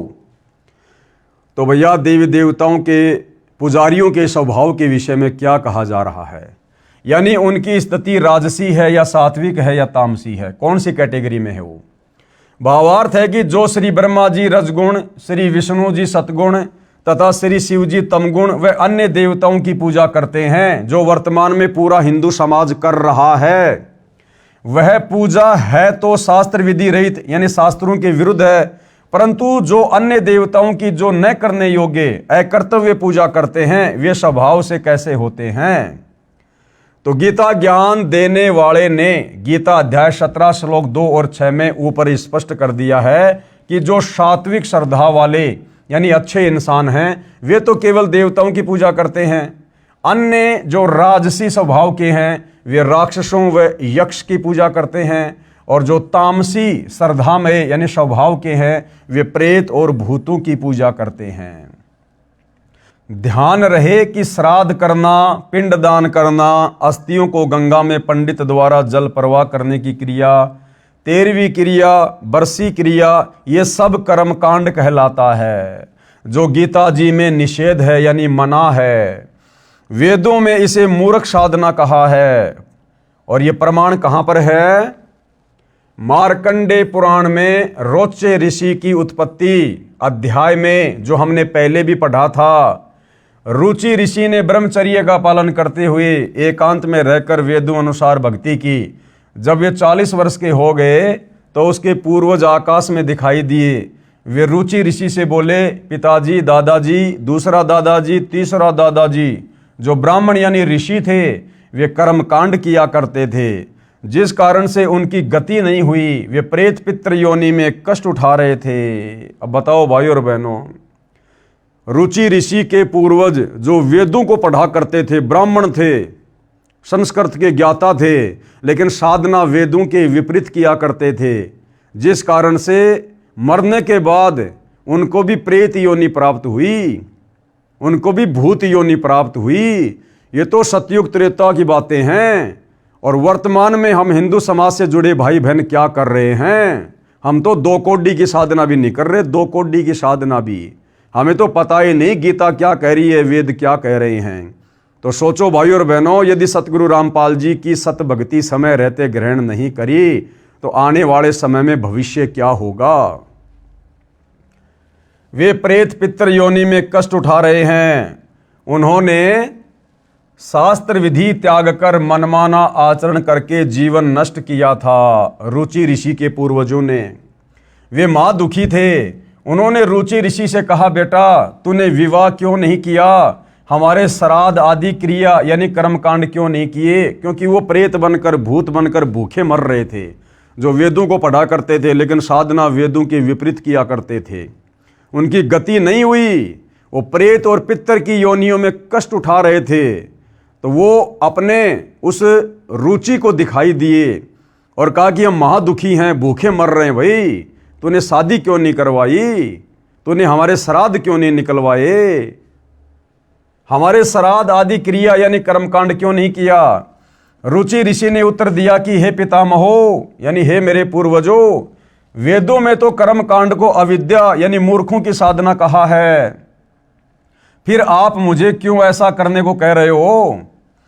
वो पितर बोले, बेटा रुचि, ये सत्य है कि कर्म कांड को वेदों में अविद्या कहा है, यानी श्राद्ध निकालना, ये पितृ पूजा करना, 13वीं 12वीं करना, अस्थियां गंगा में डालना, ये मूर्खों की साधना है।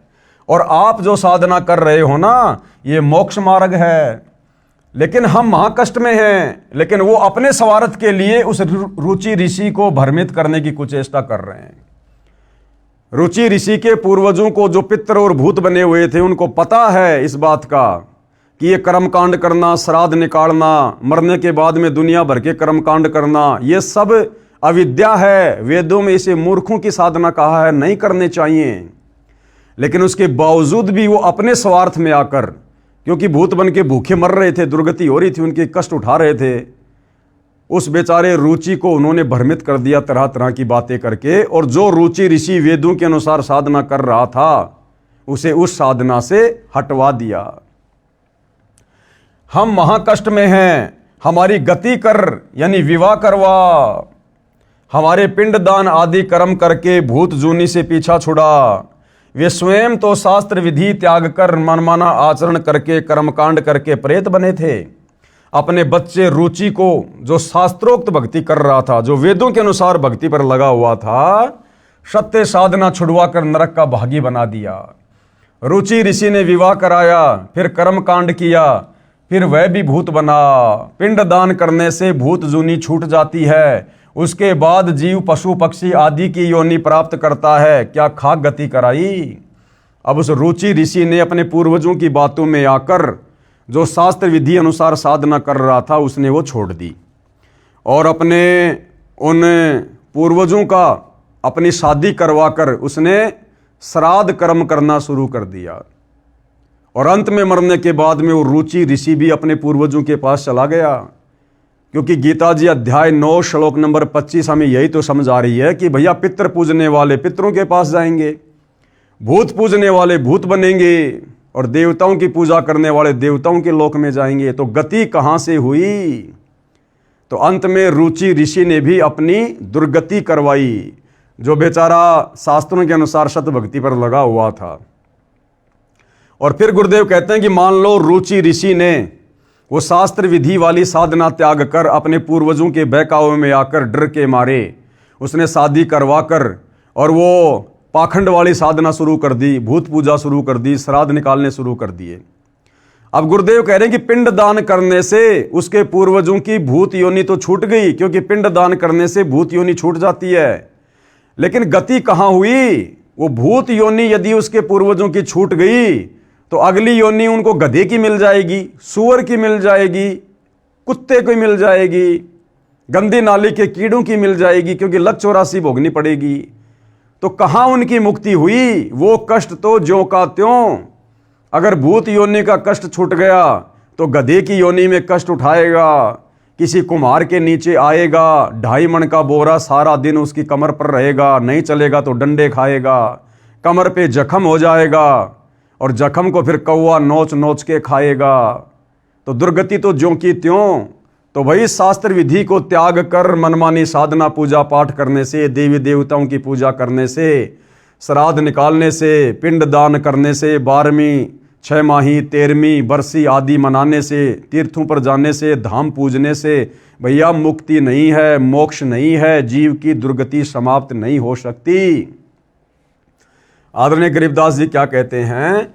गरीब भूत योनि जहां छूटत है पिंड दान करंत, और गरीब दास जिंदा कहे नहीं मिले भगवंत। कि भैया पिंड दान करने से प्रेत योनि तो छूट जाएगी, लेकिन गरीबदास जी कह रहे हैं भैया परमात्मा तो नहीं मिला, यानी मुक्ति तो नहीं हुई, लक 84 में चला जाएगा। अर्थात संत गरीबदास जी ने सूक्ष्म वेद में बताया है कि पिंड दान करने से भूत योनि छूट जाती है, परमात्मा प्राप्ति नहीं होती। परमात्मा प्राप्ति होगी शास्त्रों के अनुसार सच्चे सतगुरु तत्वदर्शी संत से उपदेश लेकर आजीवन मर्यादा में रहकर सत भक्ति करने से, जो तत्वदर्शी संत वर्तमान में सतगुरु रामपाल जी के रूप में धरती पर प्रकट हैं। भूत पितर योनि छूट गई, फिर कुत्ता या गधा बन गया, क्या खाक गति हुई। गीता अध्याय 9 श्लोक 25 में भी ये तो यही स्पष्ट है। अब ये गीता अध्याय 9 श्लोक 25 क्या कह रहा है? गीता अध्याय 9 श्लोक 25, देवताओं को पूजने वाले देवताओं को प्राप्त होते हैं, पितरों को पूजने वाले पितरों को प्राप्त होते हैं। अब रुचि ऋषि ने श्राद्ध निकालकर अपने उन पूर्वजों की जो पितर बने हुए थे उनकी पूजा करनी शुरू कर दी, और मरने के बाद फिर वो कहां जाएगा? अपने उन्हीं पितरों के पास जाएगा। तो क्या खाक सुख प्राप्त करेगा जब वो पितर पहले से दुखी थे, महाकष्ट में थे। अब वो रुचि ऋषि भी पितर बनकर अपने उन्हीं पूर्वजों के पास जाएगा, उस पितृलोक में जाएगा, और वो भी ऐसे ही अपने उन पूर्वजों की तरह कष्ट उठाएगा।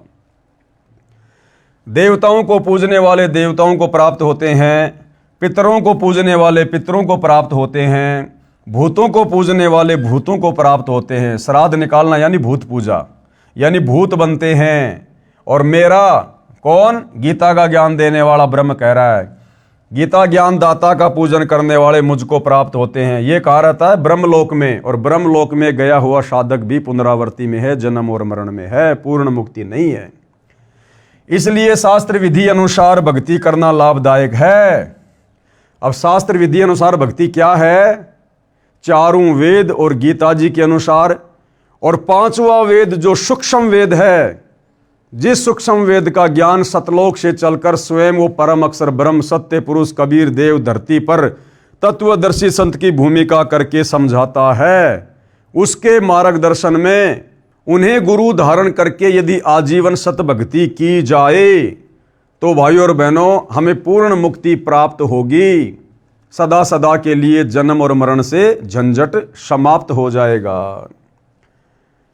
गीता अध्याय 17 के ही श्लोक 5 और 6 में स्पष्ट कर दिया है कि जो शास्त्र विधि से रहित मनमाना आचरण करते हुए घोर तप को तपते हैं, ये तथा उपरोक्त अन्य देवताओं यानी रजगुण ब्रह्मा जी, सतगुण विष्णु जी तथा तमगुण शिव जी तथा अन्य देवी देवताओं की पूजा करने वाले भूत व प्रेत पूजा, श्राद्ध आदि कर्मकांड करना भूत व प्रेत पूजा है। जो ऐसा करते हैं तथा जो यक्ष व राक्षसों की पूजा करते हैं, वे शरीर में स्थित भूतगणों को, जो कमलों में विराजमान शक्तियां हैं उनको, और अंतःकरण में स्थित मुझको यानी गीता ज्ञान दाता को दुखी करने वाले हैं। उन अज्ञानियों को असुर स्वभाव के जान, यानी क्लियर कर दिया भाइयों और बहनों। इस पूरी पृथ्वी पर वर्तमान में जो व्यक्ति सतगुरु रामपाल जी को सतगुरु धारण करके पांचवें वेद सूक्ष्म वेद के अनुसार भक्ति साधना नहीं कर रहा है, वो व्यक्ति अन्य चाहे कोई भी पूजा पाठ कर रहा है, चाहे ब्रह्मा विष्णु महेश की, चाहे काल ब्रह्म की, चाहे दुर्गा की, चाहे देवी देवताओं की, वो कोई भी भक्ति कर रहा है, वो व्यक्ति असुर स्वभाव को धारण किया हुआ मनुष्यों में नीच दूषित कर्म करने वाला मूर्ख व्यक्ति है। ये गीता जी कह रही है, गीता जी, और ये गीता का ज्ञान देने वाला काल ब्रह्म कह रहा है कि उन अज्ञानियों को, जो तत्वदर्शी संत की शरण में आकर भक्ति नहीं करता, बाकी मनमानी साधना करता है, उन अज्ञानियों को असुर स्वभाव के जान यानी राक्षस प्रवृत्ति का जान उनको, वो कब क्या कांड कर देंगे, कब उनके मन में क्या छल बल आ जाएगा, कोई भरोसा नहीं है, क्योंकि उनके ऊपर कोई कंट्रोल नहीं होता है। गीता अध्याय 16 श्लोक 17 व 20 में आप जी ने इसी विषय को पढ़ा। कहा है कि जो शास्त्र विधि रहित पूजन करते हैं वे अपने शरीर में तथा दूसरों के शरीर में स्थित मुझ गीता ज्ञान दाता से द्वेष करने वाले हैं, क्योंकि वे अन्य देवताओं की पूजा करते हैं। गीता ज्ञान दाता यानी काल ब्रह्म की पूजा नहीं करते, इसलिए द्वेष करने वाले कहा है। अब किसी बच्चे को पढ़ाए लिखाए पालन पोषण करे उसके माता पिता, और वो बच्चा ज़्यादा बात माने अपने पड़ोसियों की, तो माता पिता ऑटोमेटिक उस बच्चे से दुखी होते हैं। तो इसी प्रकार इस 21 ब्रह्मांड का पिता, 21 ब्रह्मांड का जनक, यहाँ का नकली भगवान ये काल ब्रह्म है। और काल ब्रह्म के अंतर्गत हम जितने भी प्राणी हैं, यदि हम उसकी भक्ति साधना नहीं करते हैं और बाकी अन्य देवी देवताओं की भक्ति करते हैं, तो हम उस काल ब्रह्म को दुखी कर रहे हैं, हम उससे द्वेष करने वालों की श्रेणी में हैं। उन द्वेष करने वाले यानी श्री ब्रह्मा जी रजगुण, श्री विष्णु जी सतगुण तथा श्री शिव जी तमगुण, जो काल ब्रह्म की 3 प्रधान शक्तियां हैं, तथा अन्य देवी देवताओं की पूजा करने वाले पापाचारी क्रूर कर्मी नराधमों को, यानी मनुष्य में नीच उन व्यक्तियों को मैं बार बार आसुरी योनियों में डालता हूं, यानी नरक में डालता हूं, 84 में डालता हूं। तो देख लो भाइयों और बहनों, ये पवित्र गीता जी, ये पवित्र शास्त्र देवी देवताओं की पूजा करने वालों के विषय में, ब्रह्मा विष्णु महेश की पूजा करने वालों के विषय में क्या दिशा निर्देश दे रहा है। ये श्लोक सतगुरु रामपाल जी ने नहीं लिखे भाई। कोई ये सोचे कि भाई ये तो संत रामपाल जी ने अपनी तरफ से लिख दिए होंगे। भैया गीता मार्केट में मिलती है, या गीता प्रेस गोरखपुर से ले आओ, किसी भी धार्मिक पुस्तकों वाली दुकान से ले आओ, और गीता जी को आंखों के सामने रखो, और जो श्लोक जो अध्याय सतगुरु रामपाल जी बता रहे हैं एज इट इज, ऐसा का ऐसा उस गीता में लिखा हुआ मिलेगा। उसके बाद तो आप लोगों ने विश्वास करना चाहिए कि हम किस दिशा में जा रहे हैं। गीता अध्याय 16 श्लोक 20 में कहा है कि हे अर्जुन, वे मूढ़ कौन, जो देवी देवताओं की पूजा करते हैं, ब्रह्मा विष्णु महेश की भक्ति करते हैं, वे मूढ़ यानी मूर्ख मुझको न प्राप्त होकर, यानी काल की भक्ति करके उसके ब्रह्मलोक को प्राप्त ना होकर जन्म मरण में आसुरी योनि को प्राप्त होते हैं, फिर उससे भी अति नीच गति को प्राप्त होते हैं, यानी घोर नरक में गिरते हैं। उपरोक्त गीता के प्रकरण को समझने के लिए यानी प्रमाण के लिए कृपया पढ़ें और आंखों देखें उपरोक्त श्लोकों की फोटोकॉपियां जो श्रीमद् भगवद गीता पदच्छेद अन्वय से है। ये गीता प्रेस गोरखपुर से प्रकाशित गीता है जिसका नाम है गीता पदच्छेद अन्वय। ये गीता जी अब मैं आपको दिखाना चाहूँगा, ये वाली गीता जी है, ये जो मेरे हाथ में है, ये वाली गीता जी जो गीता प्रेस गोरखपुर से प्रकाशित है, जिसकी फोटोकॉपियां यहाँ पर सतगुरु रामपाल जी ने लगा रखी हैं। श्रीमद् भगवद गीता पदच्छेद अन्वय से है, जो भारत की प्रसिद्ध व विश्व स्तरीय गीता प्रेस गोरखपुर से मुद्रित तथा प्रकाशित है तथा श्री जय दयाल गोविंद का द्वारा अनुवादित है। अब देखिएगा भाइयों और बहनों, ये तमाम फोटोकॉपियाँ इसी गीता जी की सतगुरु रामपाल जी ने लगा रखी है, जिन श्लोकों के विषय में आपको ऊपर बताया गया है।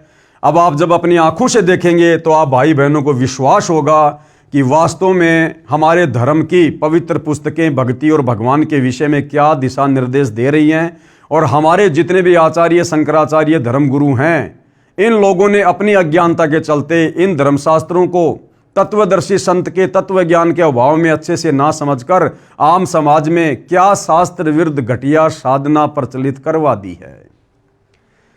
गीता जी अध्याय 17 के कुछ श्लोकों की फोटोकॉपी, गीता अध्याय 17 श्लोक 1 की फोटोकॉपी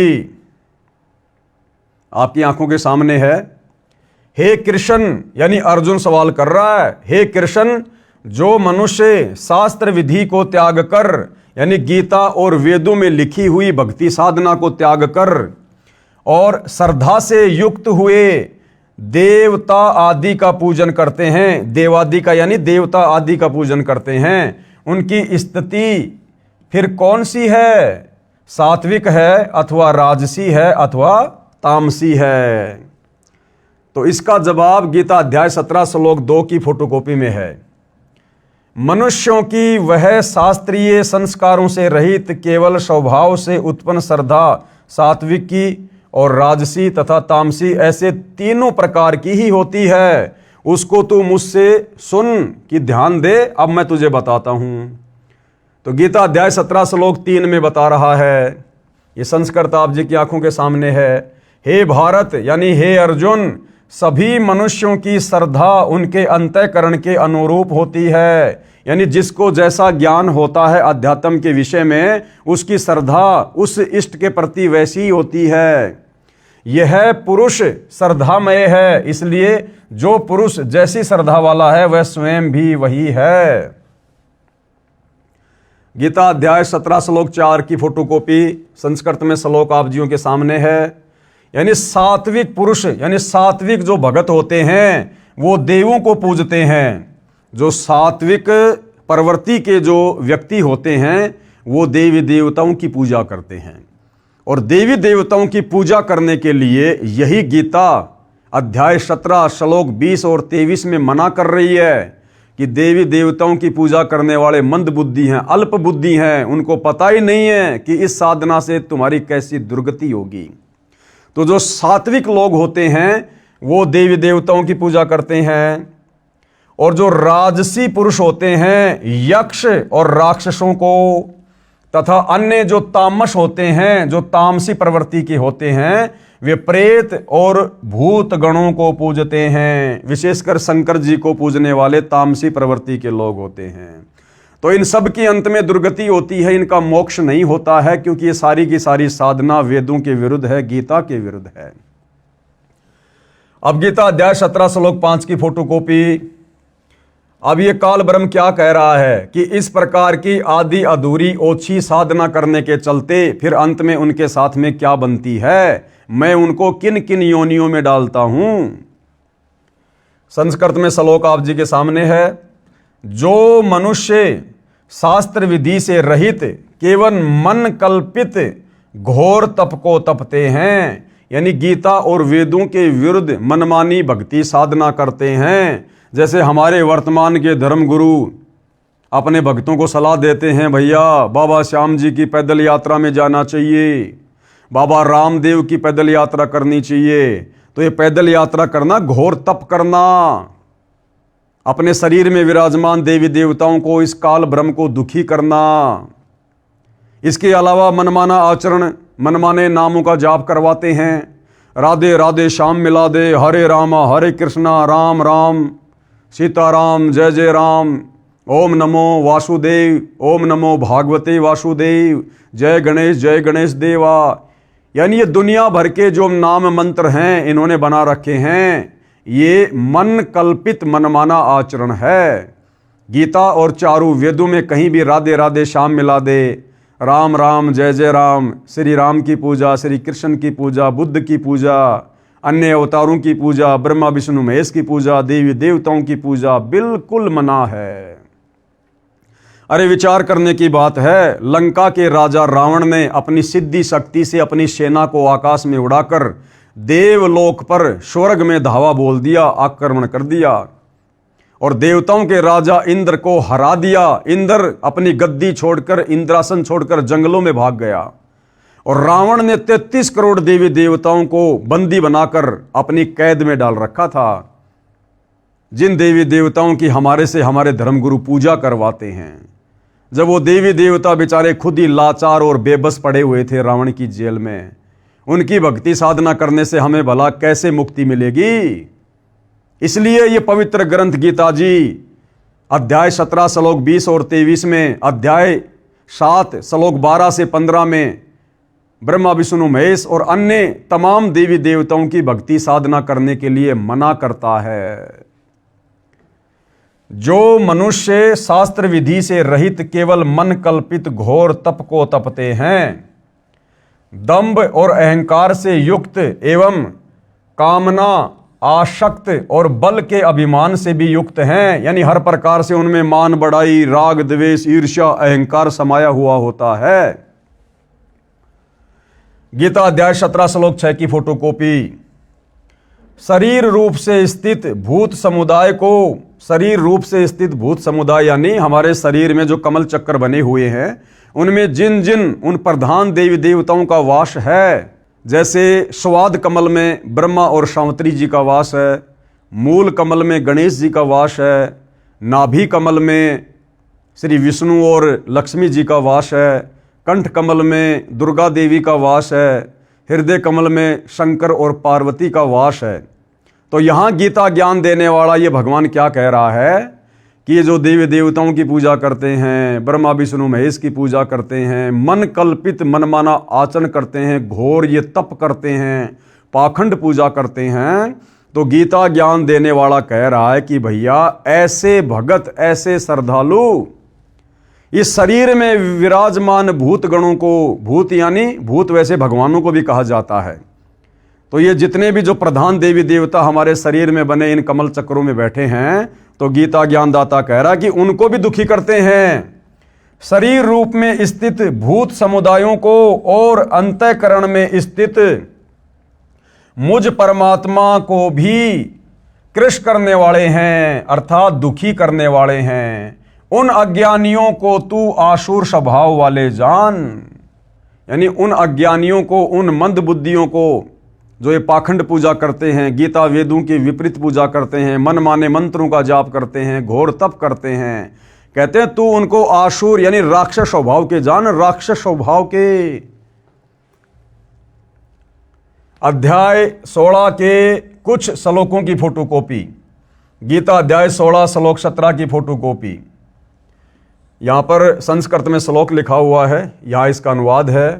वे अपने आप को ही श्रेष्ठ मानने वाले घमंडी पुरुष धन और माया के मद से युक्त होकर केवल नाम मात्र के यज्ञों द्वारा, यानी छोटी मोटी साधना करके, कोई भंडारा करके, पाखंड से शास्त्र विधि रहित यजन यानी पूजा पाठ करते हैं।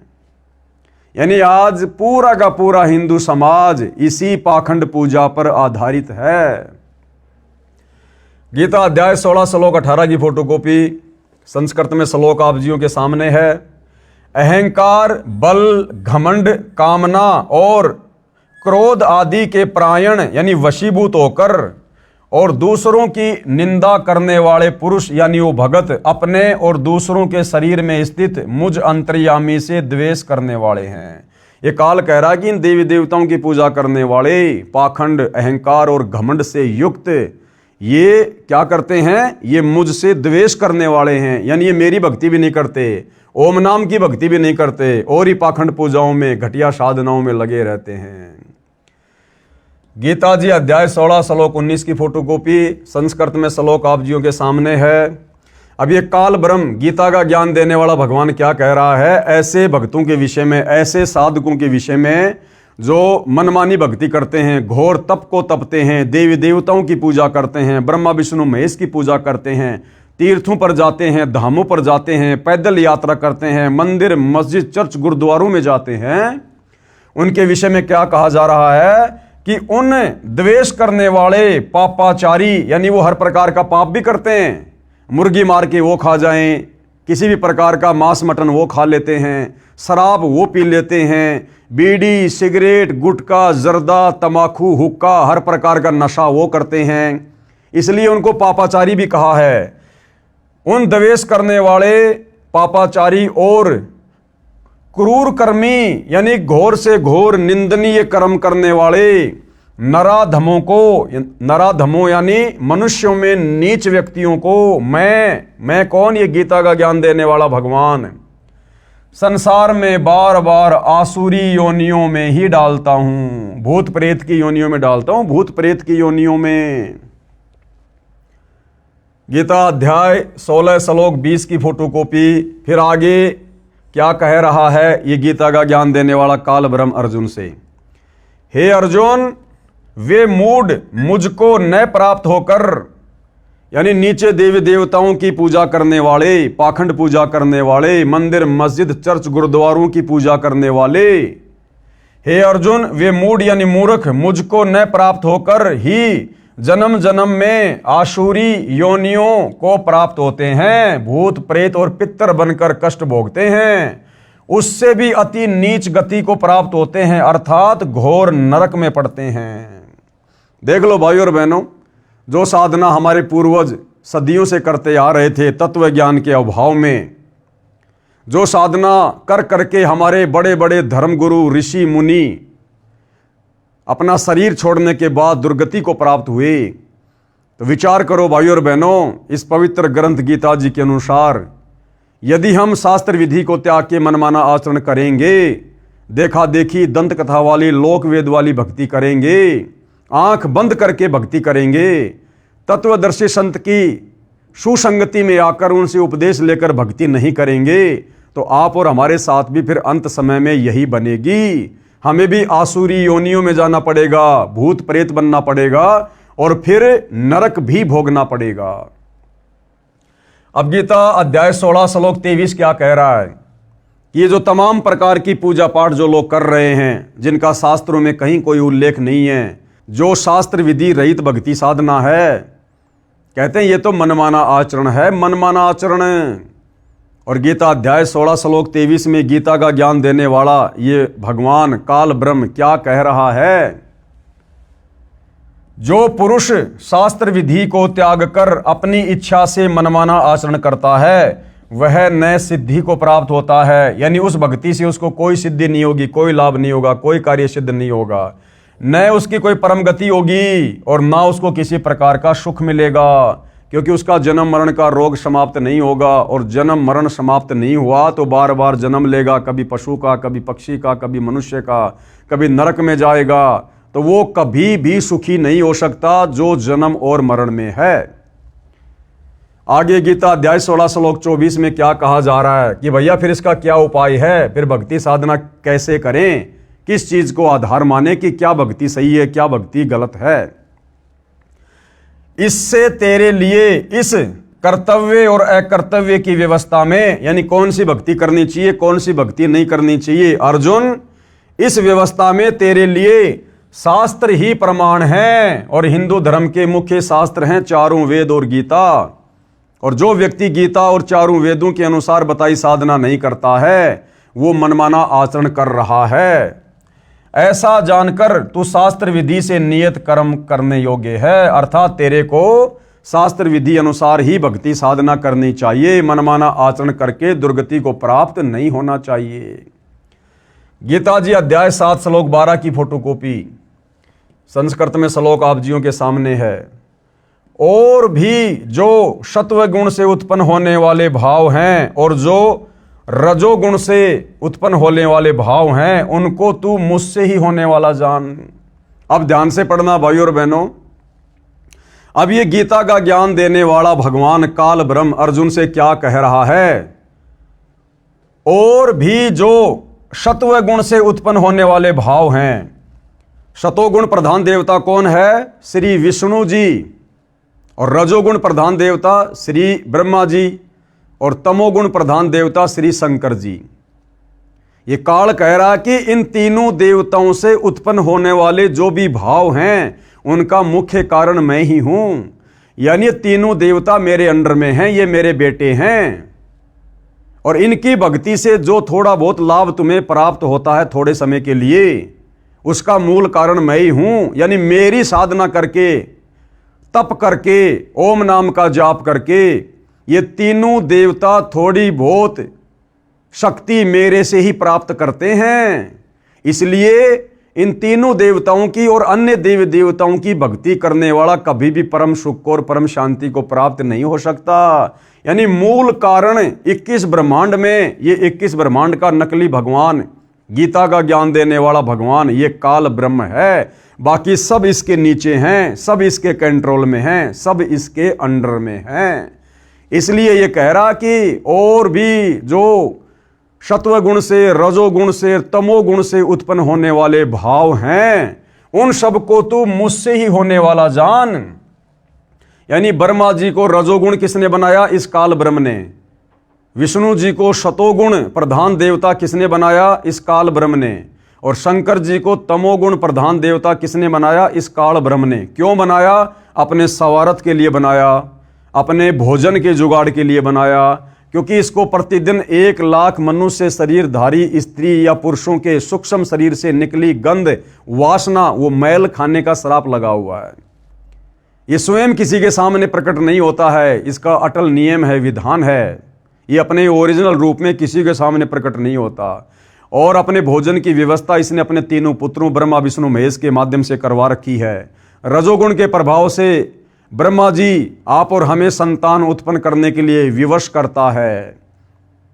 और एक परिवार में बांध के रखता है हमारे को विष्णु जी का शतोगुण, और तमोगुण शंकर जी के माध्यम से फिर ये मन मुटाव करवा कर, लड़ाई झगड़ा करवा कर, द्वेष करवा कर, एक्सीडेंट में या बीमारी में जैसे भी ये अंत में हमारी मृत्यु करवा देता है। और मृत्यु होने के बाद सीधे हम इसके ब्रह्मलोक में जाते हैं एक बार, जहाँ पर इसने तपतशिला बना रखी है, आग की जलती हुई बहुत गर्म टुकड़ी।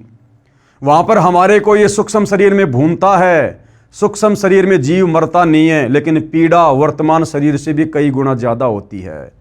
और जीवन भर में हमने जो भी कुछ खाया पिया होता है, अच्छा बुरा, चटपटा, शराब वगैरह, तीखा कड़वा मीठा, मांस मदिरा, वो सारी वासना सूक्ष्म शरीर में जमा होती है। उस सूक्ष्म वासना को ये वहाँ पर गर्म करके छुड़वाता है।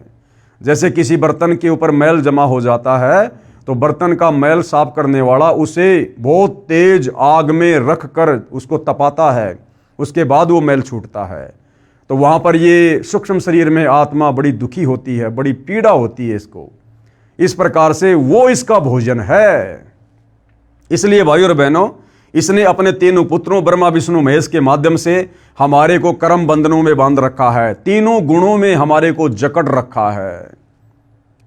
और यदि हम इस कर्म बंधन से छूट सकते हैं, इन तीनों गुणों के प्रभाव से दूर होकर शत भक्ति कर सकते हैं, तो केवल तत्वदर्शी संत की शरण में आकर, क्योंकि तत्वदर्शी संत इन तीनों गुणों और इस काल के प्रभाव से दूर होता है, क्योंकि वो तत्वदर्शी संत स्वयं परम अक्षर ब्रह्म होता है, तीनों लोकों में प्रवेश करने वाला, सबका धारण पोषण करने वाला कबीर देव होता है।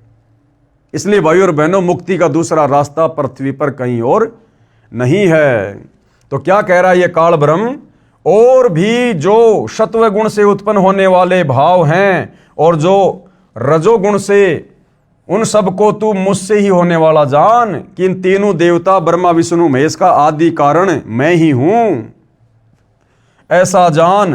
परंतु वास्तव में उनमें मैं और वे मुझ में नहीं हैं, लेकिन वो मेरे में और मैं उनमें नहीं हूं। इसका मतलब गुरुदेव ने क्या बताया कि मैं उनसे अलग रहता हूं, मैं उनसे अलग रहता हूं, ब्रह्मलोक में रहता हूं, लेकिन मेरी माया से ही वो सारे कार्य करते हैं।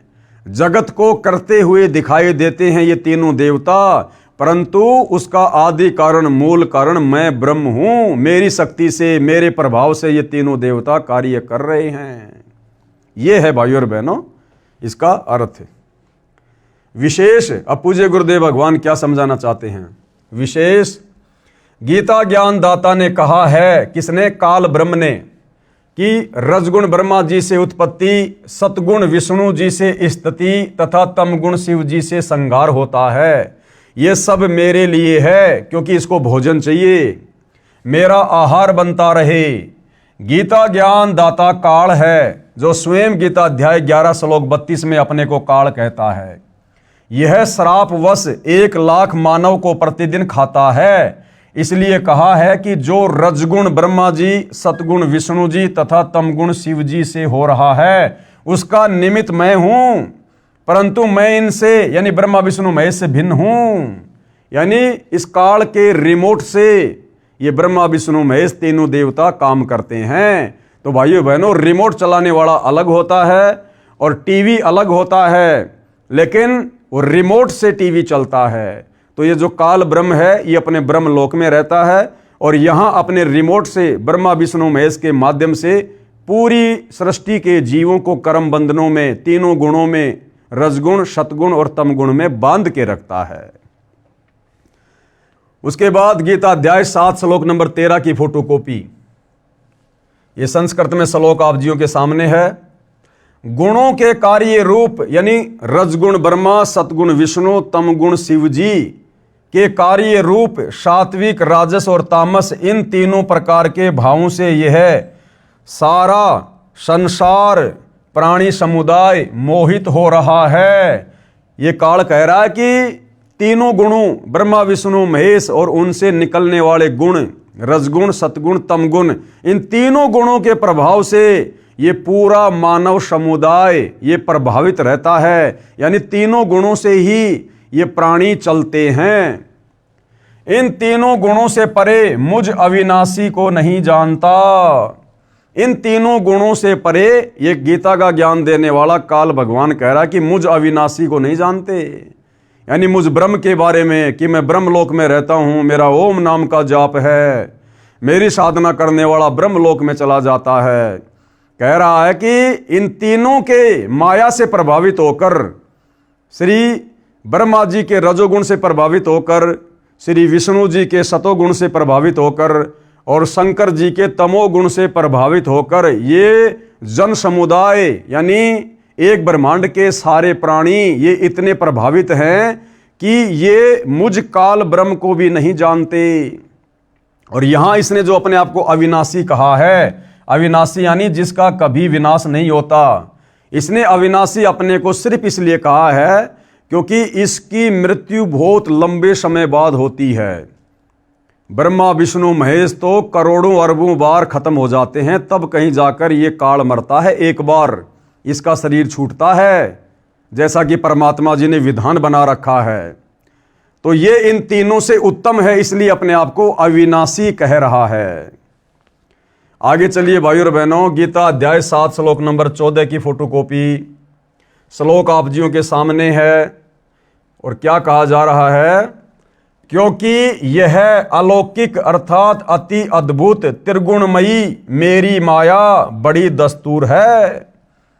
ये काल ब्रह्म क्या कह रहा है ब्रह्मा विष्णु महेश के बारे में? क्योंकि यह अलौकिक अर्थात अति अद्भुत त्रिगुणमयी माया, रजगुण ब्रह्मा सतगुण विष्णु, ये मेरी माया बड़ी दुस्तर है, यानी बड़ी खतरनाक है। परंतु जो पुरुष केवल मुझको ही निरंतर भजते हैं वे इस माया को उल्लंघन कर जाते हैं, अर्थात संसार से तर जाते हैं।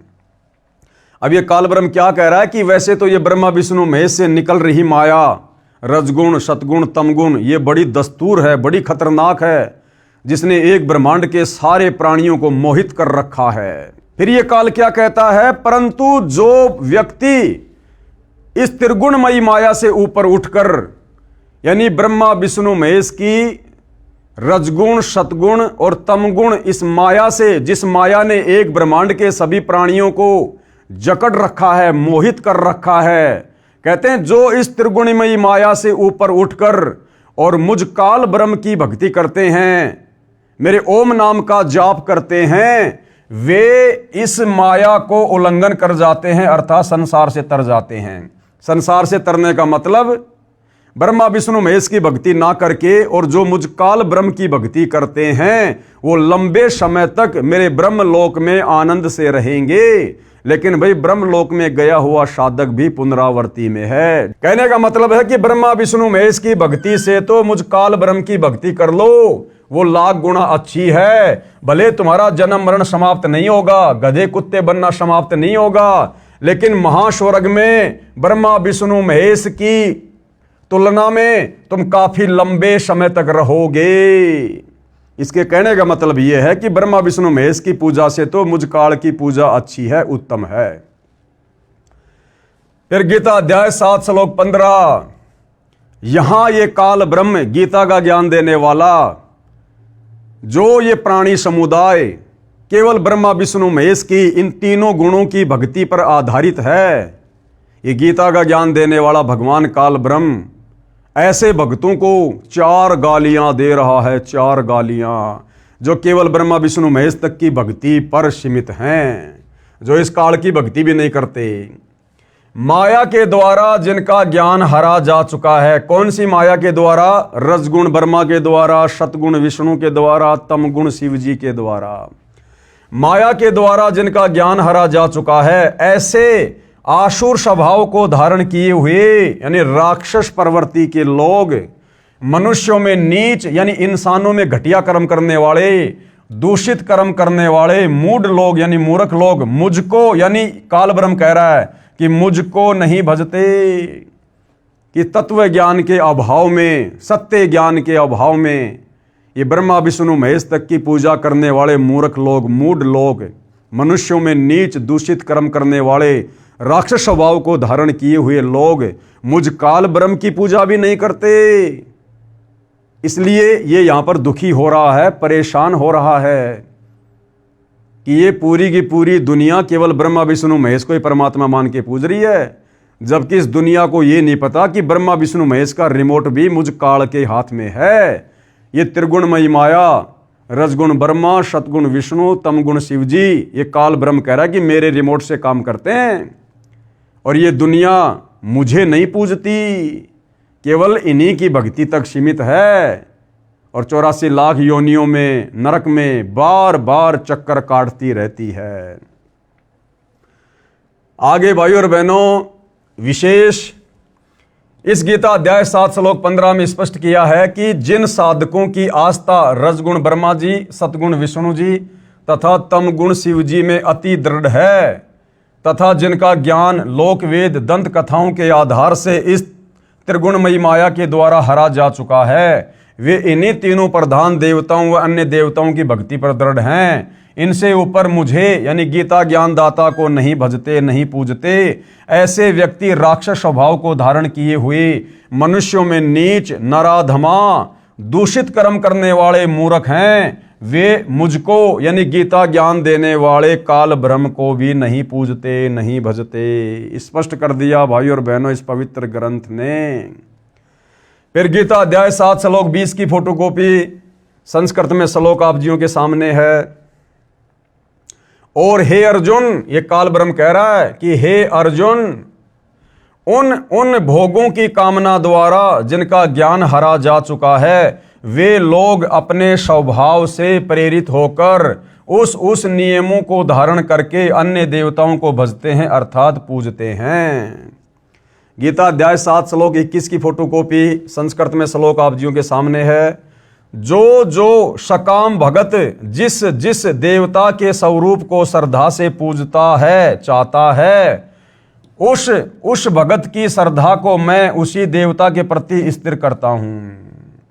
यानी कहने का मतलब है कि जो भगत तत्व ज्ञान के अभाव में जिन जिन देवताओं की पूजा करता है, जिस भी श्रद्धा भाव से, उनको थोड़ा बहुत लाभ जो भी मिलता है उन देवी देवताओं की पूजा से, भक्ति से, ये काल कह रहा है कि वो मैं ही देता हूं। फिर गीता अध्याय 7 श्लोक 22 की फोटोकॉपी संस्कृत में श्लोक आप जियों के सामने है। और क्या कहा जा रहा है? वह पुरुष उस श्रद्धा से युक्त होकर उस देवता का पूजन करता है और उस देवता से मेरे द्वारा ही विधान किए हुए उन इच्छित भोगों को निसंदेह प्राप्त करता है। यानी तत्व ज्ञान के अभाव में, संपूर्ण अध्यात्म की अभाव में जो इस पृथ्वी के प्राणी, स्त्री पुरुष जो उन देवी देवताओं की भी पूजा करते हैं, तो उन देवी देवताओं से भी जो थोड़ा बहुत लाभ मिलता है, ये काल कहता कि वो विधान भी मैंने बना रखा है, वो भी मेरी ही शक्ति से वो देवी देवता उनको थोड़ा बहुत कुछ देते हैं। जैसे स्टेट का मुख्य राजा होता है, मुख्यमंत्री, और कोई व्यक्ति यदि किसी सरपंच से लाभ लेने की कोशिश करता है, सरपंच के ही गुणगान करता है, तो सरपंच यदि थोड़ा बहुत उसको लाभ दे भी देता है, तो वो लाभ उस स्टेट के मुख्यमंत्री से ही जानो, क्योंकि सरपंच को जो शक्ति मिली है वो स्टेट के मुख्यमंत्री से ही मिली हुई है। तो देवी देवताओं की पूजा करने वाले को जो थोड़े बहुत लाभ होते हैं वो देवी देवता नहीं बल्कि इस काल ब्रह्म की शक्ति से ही मिलता है। गीता अध्याय 7 श्लोक 23 की फोटोकॉपी संस्कृत में श्लोक आप जियों के सामने है। परंतु उन अल्प बुद्धि वालों का वह फल नाशवान है। परंतु उन अल्प बुद्धि वालों का, कौन अल्प बुद्धि वाले? जिनके विषय में गीता ज्ञान देने वाला काल ब्रह्म गीता अध्याय 17 श्लोक 20 और 23 में कह रहा है कि जो देवी देवताओं की पूजा करते हैं वो तो अल्प बुद्धि वाले हैं, मंद बुद्धि वाले हैं। तो काल क्या कह रहा है देवी देवताओं के पुजारियों के विषय में? परंतु उन अल्प बुद्धि वालों का वह फल नाशवान है। यानी थोड़ी बहुत साधना करके देवी देवताओं की जो फल प्राप्त करते हैं वो तो नाशवान है, यानी मुक्ति नहीं है। 84 में जाना पड़ेगा, नरक भोगना पड़ेगा, गधे कुत्ते सूअर की योनि में कष्ट उठाना पड़ेगा।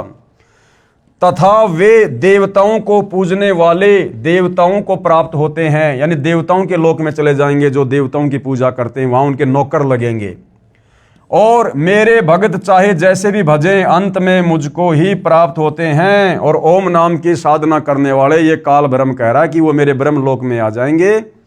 लेकिन फिर गीता अध्याय 8 श्लोक नंबर 16 में कह रहा है कि ब्रह्म लोक पर्यंत सर्वलोक पुनरावर्ती में है, यानी ब्रह्म लोक में गए हुए भगत भी जन्म और मरण में है, पूर्ण मुक्ति नहीं है। पूर्ण मुक्ति तो केवल परम अक्षर ब्रह्म की साधना करनी पड़ेगी, तत्वदर्शी संत से लेकर। गीता अध्याय 9 श्लोक 25 की फोटोकॉपी श्लोक आप जियों के सामने है।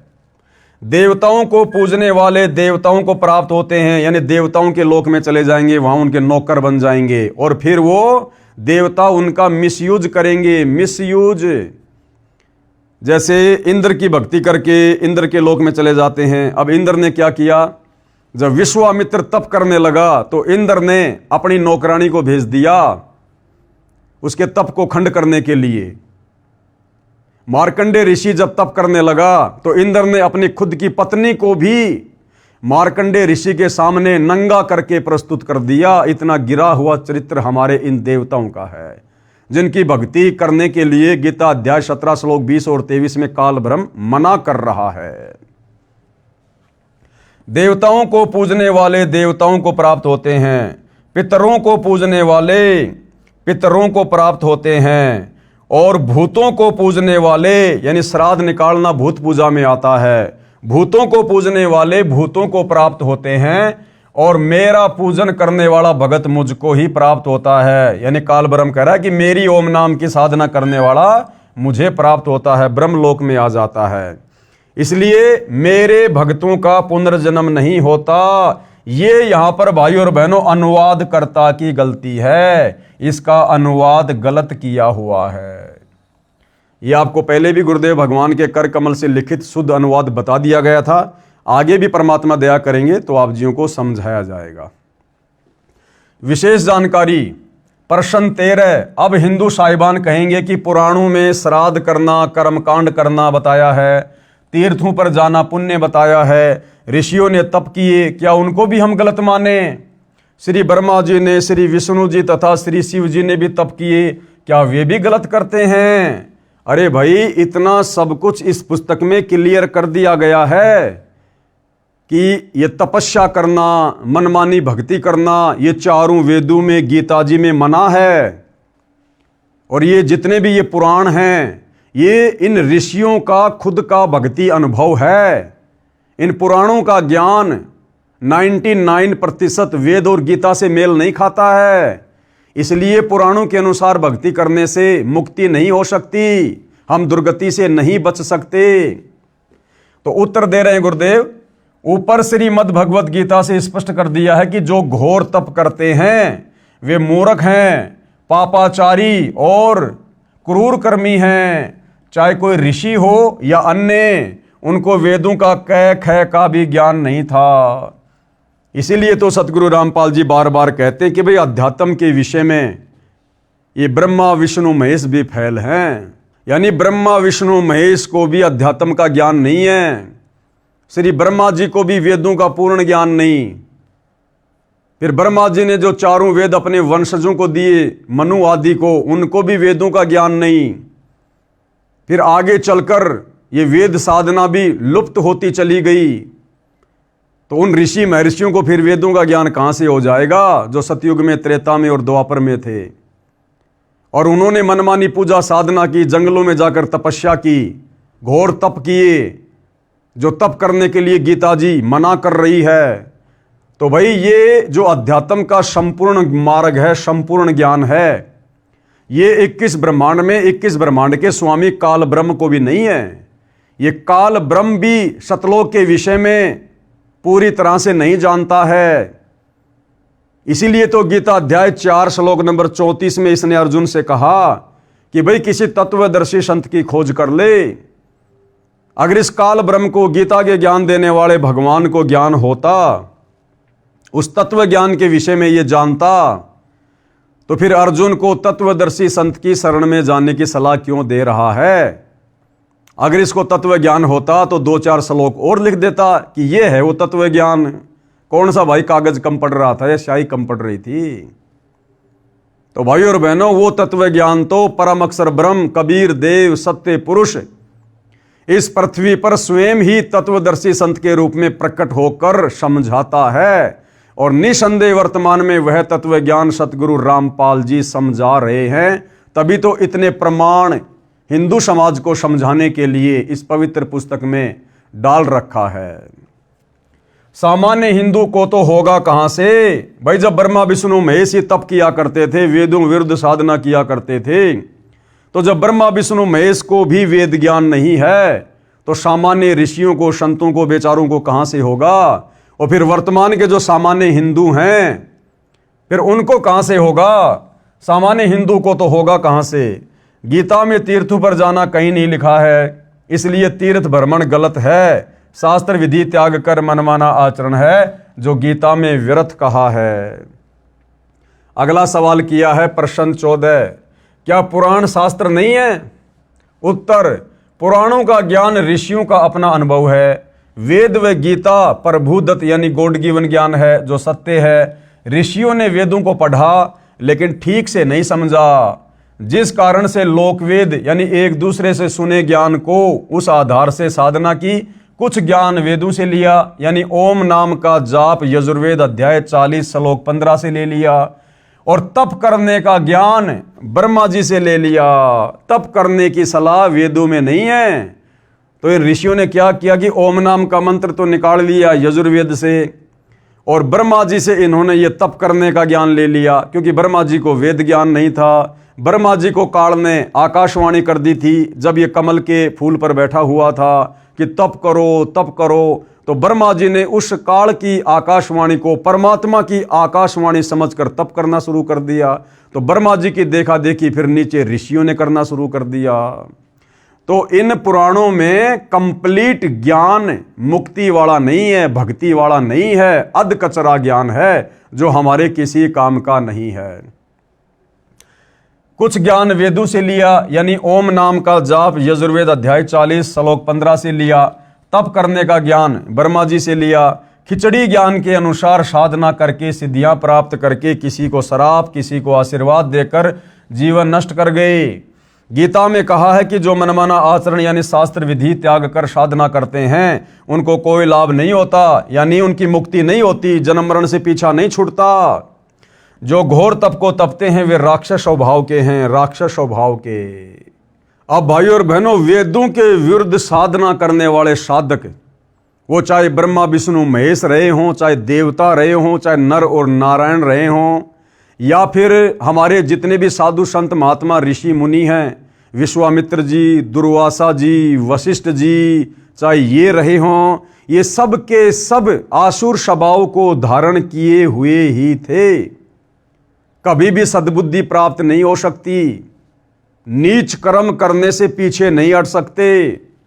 और इन ऋषि मुनियों का जो हमारे लिए वर्तमान में अज्ञान आधार से बड़े आदरणीय और सम्माननीय हैं, जिनको हम परम संत परम ऋषि जन मानकर उनकी महिमा किया करते थे, अब आगे हम गुरुदेव भगवान के आशीर्वाद से पढ़ेंगे उनके जीवन चरित्र को, उनके इतिहास को, कि जिनको हम बहुत बड़े तपस्वी माना करते थे, बहुत बड़े भगत माना करते थे, असल में उनका चरित्र क्या था। उस साधना के करने के चलते उनके स्वभाव में, उनके आचरण में साधुता क्यों नहीं आई, भक्ति अंदर प्रवेश क्यों नहीं आ पाई। तपस्या करके उन्होंने अपनी बैटरी चार्ज कर ली और उससे फिर उन्होंने किसी का अच्छा कर दिया, किसी को शराब दे के उसका बुरा कर दिया, और समाज में झूठी महिमा प्राप्त करके वो एटम बम बन के घूमते रहे, और डर के मारे दुनिया उनको नमस्कार करती रही कि महाराज जी को कुछ ज़्यादा बोल देंगे, सवाल जवाब कर लेंगे तो महाराज जी कहीं हमें श्राप ना दे दें, हमारा सत्यानाश ना हो जाए। तो ये राजा लोग और ये दुनिया वाले डर के मारे उन साधु संतों का आदर किया करते थे। हृदय से विश्वामित्र का, दुर्वासा ऋषि का, वशिष्ठ का, मार्कंडे ऋषि का, ये राजा लोग और आम जनता आदर सत्कार नहीं किया करती थी। तो इसके विषय में भाइयों और बहनों हम विशेष चर्चा, विशेष ज्ञान अगले एपिसोड में प्राप्त करेंगे। इसी पवित्र पुस्तक जिसको सतगुरु रामपाल जी परमेश्वर जी ने अपने कर कमल से लिखा है, हिंदू समाज व पूरे विश्व के मानव समाज पर एक विशेष उपकार करते हुए पुस्तक का नाम है हिंदू साहिबान नहीं समझे गीता वेद पुराण। तो आज के वीडियो में भाई और बहनों केवल इतना ही। प्रार्थना करूंगा हिंदू समाज से जुड़े भाई बहनों से, थोड़ा निष्पक्ष रूप से धैर्य के साथ आप जी इस पुस्तक को पढ़िए और इसमें जो प्रमाण दिए गए हैं हिंदू समाज के पवित्र धर्मशास्त्रों से, वो भी आपकी आंखों के सामने रखे जा रहे हैं, दिखाए जा रहे हैं। उसके बाद तो किसी को कोई शंका नहीं होनी चाहिए। तो आप जी मनुष्य जीवन प्राप्त हैं, विशेष बुद्धि परमात्मा ने मनुष्य को बख्शी हुई है। हम चिंतन मनन कर सकते हैं, विचार विमर्श कर सकते हैं, नहीं समझ में आता है एक दूसरे से सलाह ले सकते हैं। और भाई और बहनों, ये मनुष्य जन्म केवल हमें शत भक्ति करके सदगति प्राप्त करने के लिए मिला है, जन्म मरण से छुटकारा प्राप्त करने के लिए मिला है। इसलिए अब इस मौके को ना चूकिए। परमात्मा स्वयं तत्वदर्शी संत के रूप में धरती पर प्रकट है, लेकिन सबसे पहले उनके ज्ञान को समझना जरूरी है। अगर ज्ञान समझ में नहीं आएगा तो हमें कोई भी उनकी भक्ति साधना से भ्रमित कर देगा। इसलिए यदि भक्ति पर लंबी रेस का घोड़ा बनना है, अंत समय तक दृढ़ता के साथ भक्ति करनी है, तो पहले ज्ञान को समझना बहुत जरूरी है। क्योंकि परमात्मा कहते हैं ज्ञान संपूर्ण हुआ नहीं, हृदय नहीं छिदाए, यानी दिल में जगह बनी नहीं, और देखा देखी भक्ति का भाई रंग नहीं ठहराए। ऐसे भगत को जिसको ज्ञान अच्छे से समझ में नहीं आया, ऐसे भगत को कोई भी व्यक्ति भक्ति मार्ग से अटपट करके विचलित कर सकता है। तो आप जी किसी भी प्रकार से भक्ति मार्ग से विचलित ना हो, इसके लिए सर्वप्रथम आपका ये दायित्व है कि आप सतगुरु रामपाल जी के कर कमल से लिखित पुस्तकें या उनके मुख कमल से बोले गए प्रवचनों को, सत्संगों को जेब से मोबाइल निकालकर यूट्यूब पर सुनिए और दृढ़ हो जाइए, और उसके बाद उनसे उपदेश लेकर अपनी आत्मा के कल्याण के मार्ग में आगे बढ़िए। तो आज के वीडियो में केवल इतना ही। पूज्य गुरुदेव भगवान हम सबको आशीर्वाद दे, आज्ञा दे, सद्बुद्धि दे। बंदी छोड़ सतगुरु रामपाल जी भगवान की जय हो।